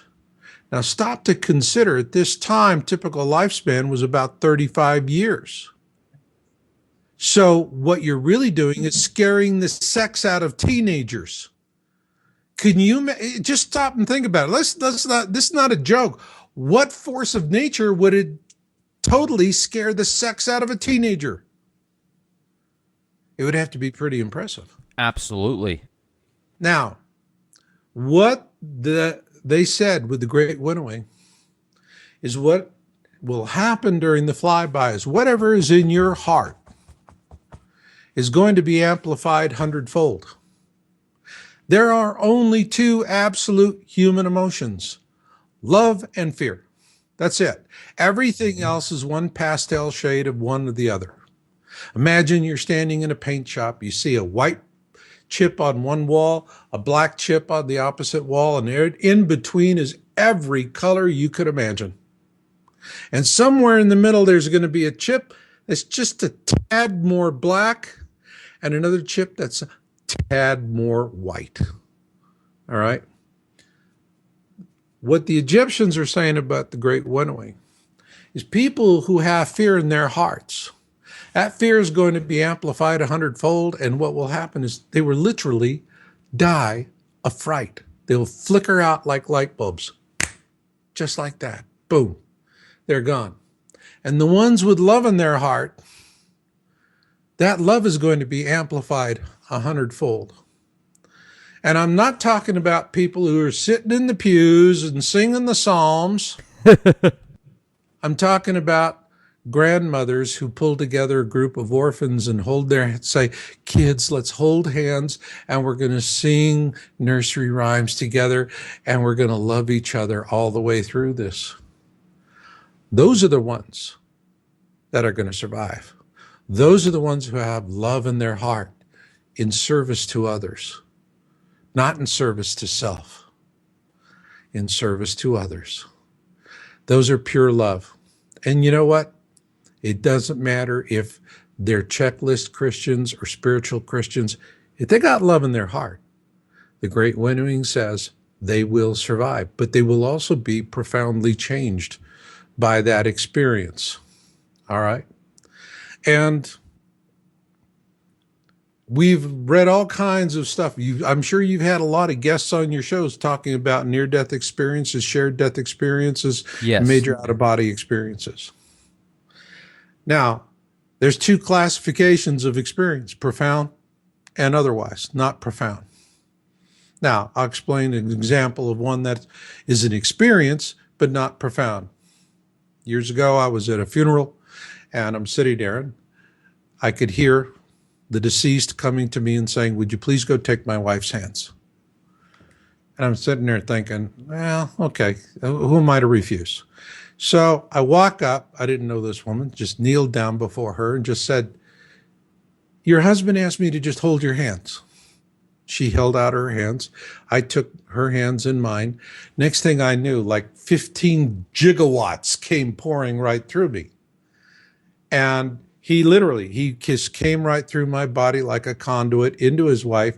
And I mean, she jumped out of her chair. And, she just like, and she, her husband just wanted to be able to have that last connection with her. And then I just got up and walked away. Now that was an experience, but that was not a profound experience, because a profound experience is where you see yourself as an eternal being. And when that happens, if you talk to people who've had profound shared death experiences, profound near-death experiences, profound out-of-body experiences, they change. Their value system change. Greed no longer dominates their life. Materialism no longer dominates their life. They choose a path of service to others. They choose to be more compassionate, kind, and loving. They see the world in a different way, because once you've seen yourself as an eternal being, you understand the other side is home. This is Hotel California. And so what's going to happen is that when we go through this and the great winnowing happens, the people who are going to largely survive this are going, in the vast numbers, are going to be people who have love in their hearts and live in service to others. And I don't care what you believe. You believe in the great pumpkin, doesn't matter. You got love in your heart, you believe in service to others, boom, you're going to survive the great winnowing. And so we're going to have this huge population, and people are going to make a difference. And now comes the concept of statistical push. All right? And this is going back to another channeling experience we had. and working again with this one of these wonderful psychics that I was working with. And we were communicating with an extraterrestrial race on the other side of the galaxy. By the way, there are races that really resent us because we can do long haul telepathy. Our What does that telepathic, mean? we can go telepathically to the other side of the galaxy, whereas they could only go within a solar system. Their reach is much shorter than ours. We have a vast reach as a species. And so I was, we're having a conversation. And, I mean, we didn't do nonsense, Klaatu Barada Nikto. I mean, we didn't do that kind of stuff. We just have a conversation, Rex, just like you and I are having a conversation. That's exactly how I conducted these research studies. And at the end of this one conversation we had, the interesting thing was, you know what? We contacted probably a couple of dozen races all over the galaxy, and they all talked about the same thing. They all talked about the same thing. And if you read about the Hopi prophecy rock, that's exactly what they were talking about. We're at a fork in the road. And we continue on our current path, it's not going to work out well for us. But if we find the courage to take the enlightened path, to take the high road, we are going to have a fantastic future. And that's what they're saying is, look, we came to that fork in the road and we screwed the pooch and we paid for it. Don't make the mistake that we did. Take the high path. You got that opportunity. All right.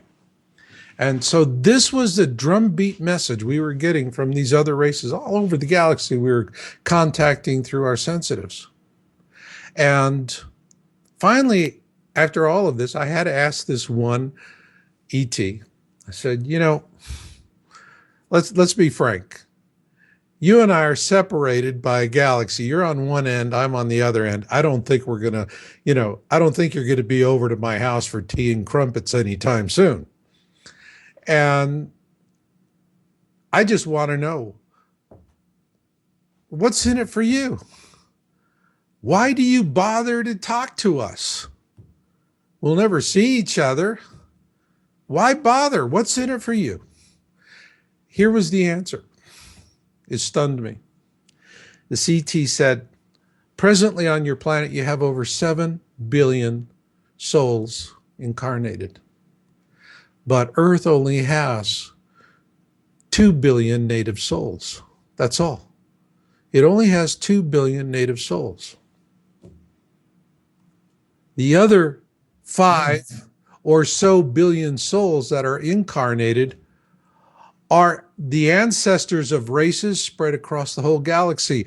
We're interested in you because you've got our ancestors. They're incarnated in your form.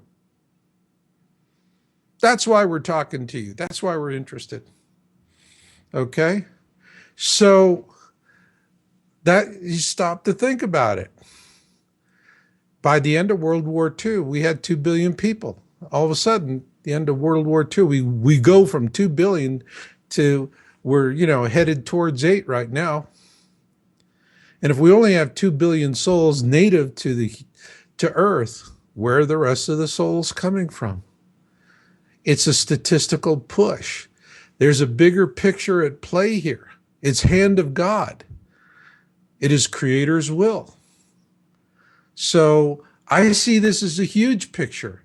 I see this as something where the elites have got their little game down and they're going to do their chips and they're going to do all of this. But it's still a Hail Mary pass for them, despite all of their wealth, all of their controls, all of their technology, all of their manipulation. The odds are stacked in our favor that we will have that Star Trek future. I do truly believe that. What do you think is going to happen at the end of this year, Marshall? The end of this year, we're going to know what we know. there's going to come a point where we're looking up at the sky and we're going to see the Planet X system coming out from behind the sun.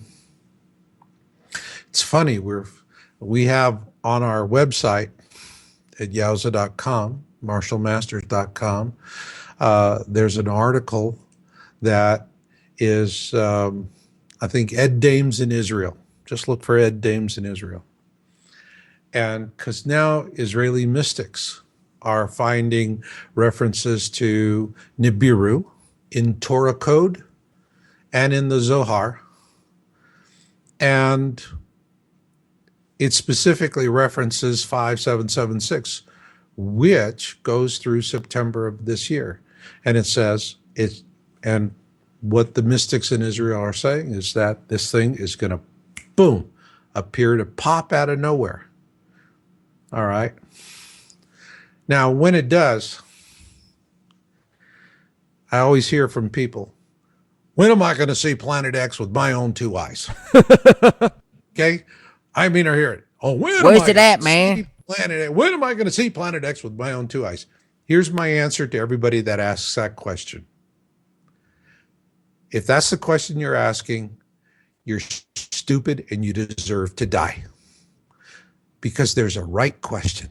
That's the wrong question. The right question is, when will I believe what I am seeing with my own two eyes to be a clear and present danger? That's the right question. And the people who are saying, when am I going to see it with my own two eyes? They're stupid. They're lazy. They're not going to do their own homework. And they're going to let someone else tell them what they're seeing with their own eyes. And what they're going to be told is, don't worry, it's just going to be an interesting light show. Swamp gas. Exactly. Swamp gas. That's right. That's exactly what they're going to want to hear. And you know what they're going to do? Plant their butts right where they're at.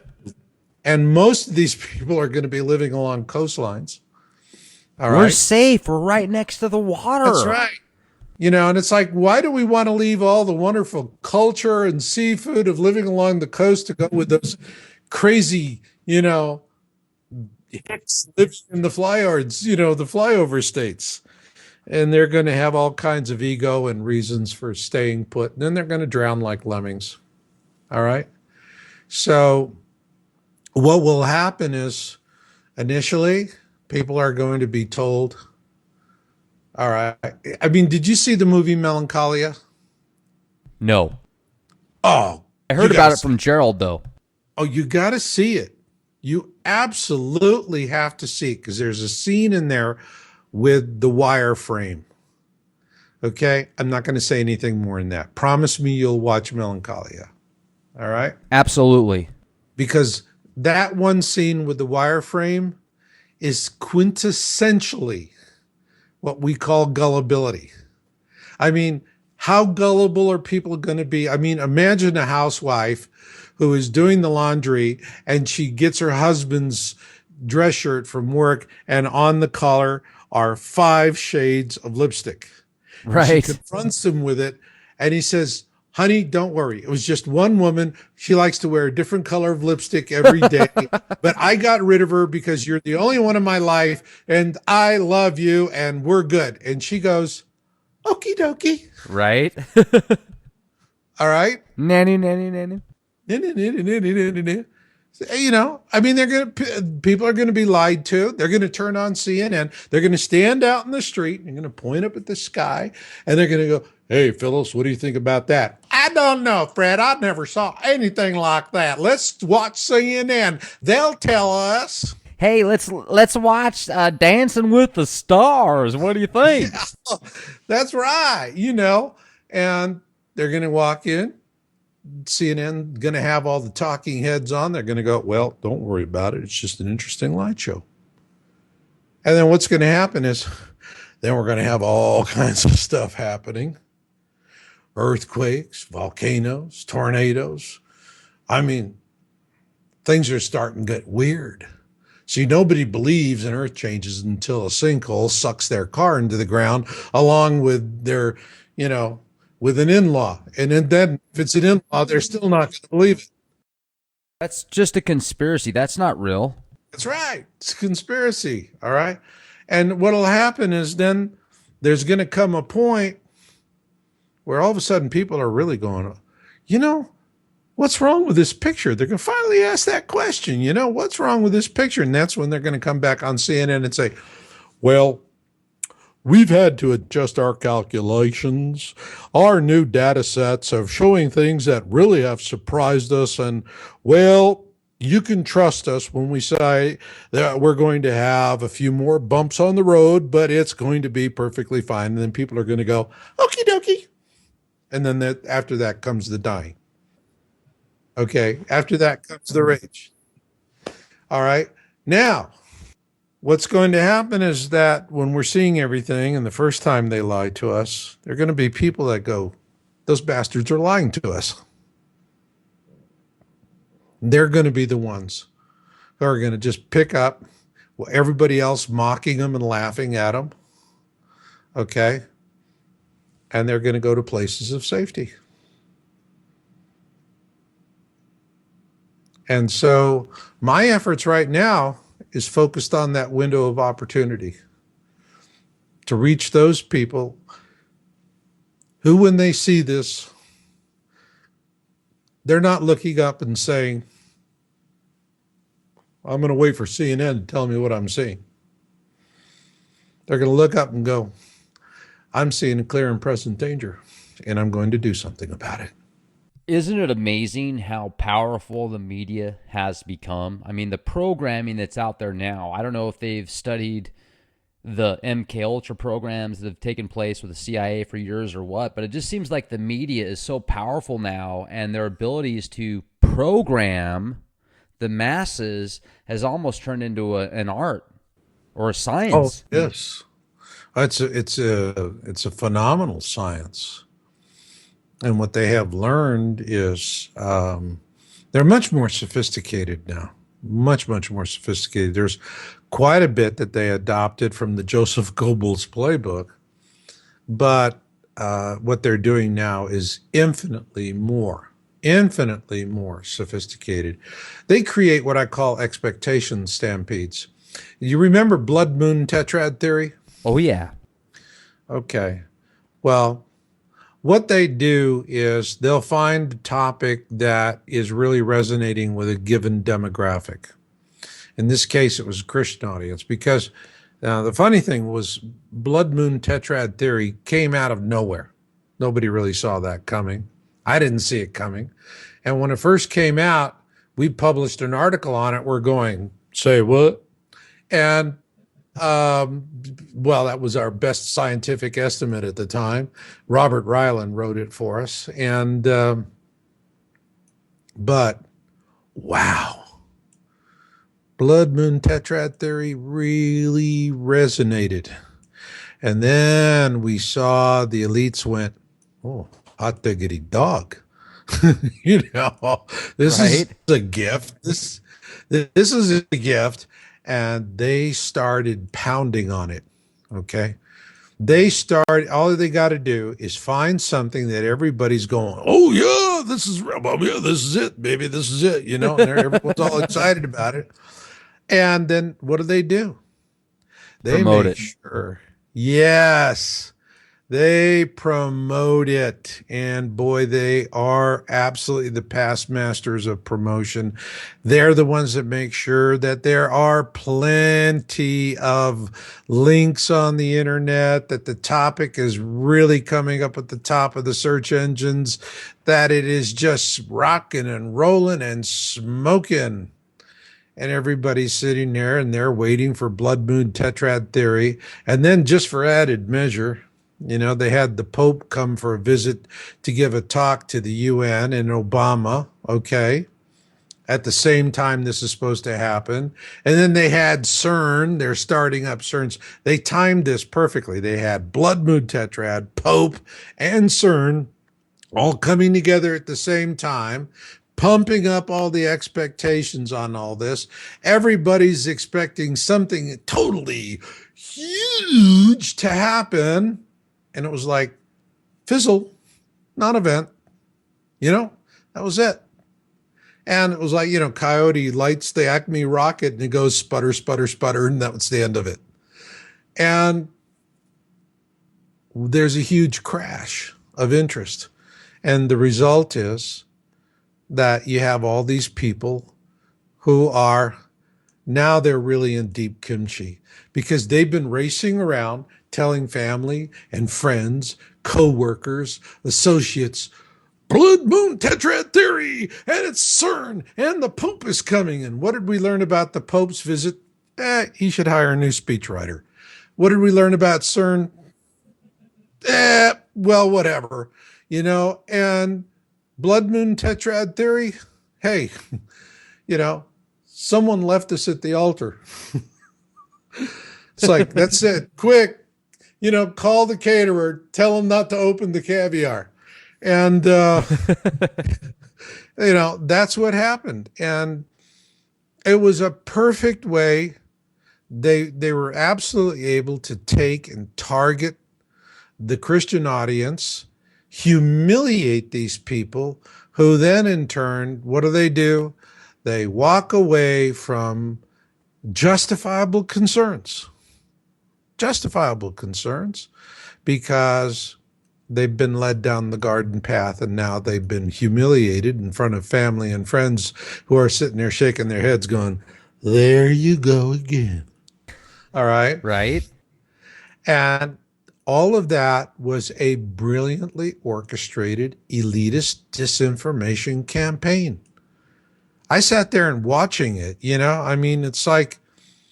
it's not like even having to read Matrix code. It's so bloody obvious. Okay.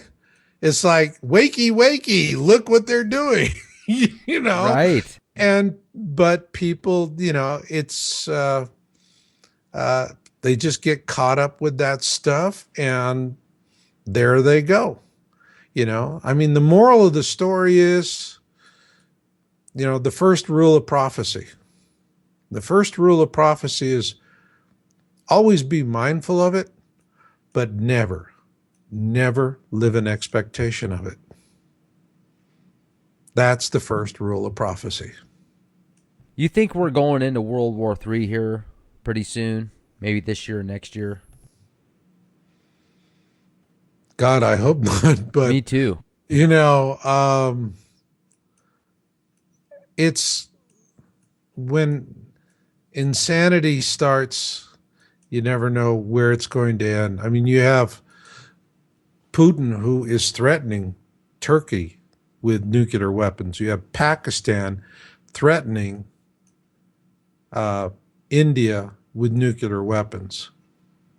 And mainly because the Indians they did a water deal with Pakistan, and they were like little lawyerly, we found a clause. We can take all this water and just, really, really whack your country really hard. And the Pakistanis arguably have a right to be angry, because Sure. there was nothing honorable about what happened. And the Pakistanis are saying, we don't need any further provocation to use nuclear weapons. We already have that. And so, yeah, they're in the background. They're doing deals. They're working things out according to all this. Who knows? Who knows? But, one of the things we're told is that when Planet X becomes visible, that's it. People are going to stop fighting. They're going to go home. They're going to look at that and they're going to go, it's time to be with my family. So, I see more and more. I came into this as a born hard geek. All right. Logic is Tweeting Bird, live long and prosper. All right. And, the more I see the hand of Creator at play. And things are going to, it's hard. We're not going to really know what's happening. It's because the way Creator works is everything rocks and rolls right up to the last minute. That's it. It's like we're looking at the future and what's going to be. And in my mind, what I see is, like the big, when you're going to a bingo game, Right. it's like 75 balls in bingo. Yeah, something like that. I remember that old joke. What has 75 balls and drives old women crazy? It's bingo. And so you're sitting there, and then boom, a bingo ball pops out, and there you go. And it's like that. And so to me, that's the way the future is going to work. It's, we're going to sit there and watch it. Everyone's going to pontificate, pontificate, pontificate. And then one day, boom, the bingo ball comes out. And then we're going to know what we know. But in the meantime, the smart thing to do is to be prepared for everything. Be a good Boy Scout. And have your eyes wide open. Look and see what's happening in the world around you. Be aware. Be aware. I think that's the most important thing to do. And above all else, there's a dark cloud coming, Rex. But every dark cloud has a silver lining. And if you got half a brain, what you're doing is you're saying to yourself, okay, how do I latch on to that silver line? Right. It's very frightening the times that we live in, folks. But, with people like Marshall and others out there that bring this information to the table, it certainly gives us an opportunity to make sure that we have the resources needed to take it to the next level. I certainly appreciate you joining us tonight, Marshall. Check out Marshall's website, YOWUSA.com. He updates that website almost daily, and there's just a ton of information on there. I really appreciate you joining us tonight, Marshall. Thank you. My pleasure, Rex. And remember, in the coming tribulation, it's not about holding on to things. It's about holding on to each other. Very well said. Folks, thank you so much for joining us. LeakProject.com. Also subscribe, YouTube.com/clandestine Time Lord. Be the change you want to see. This is Rex Bear. Have a fantastic evening. Good night.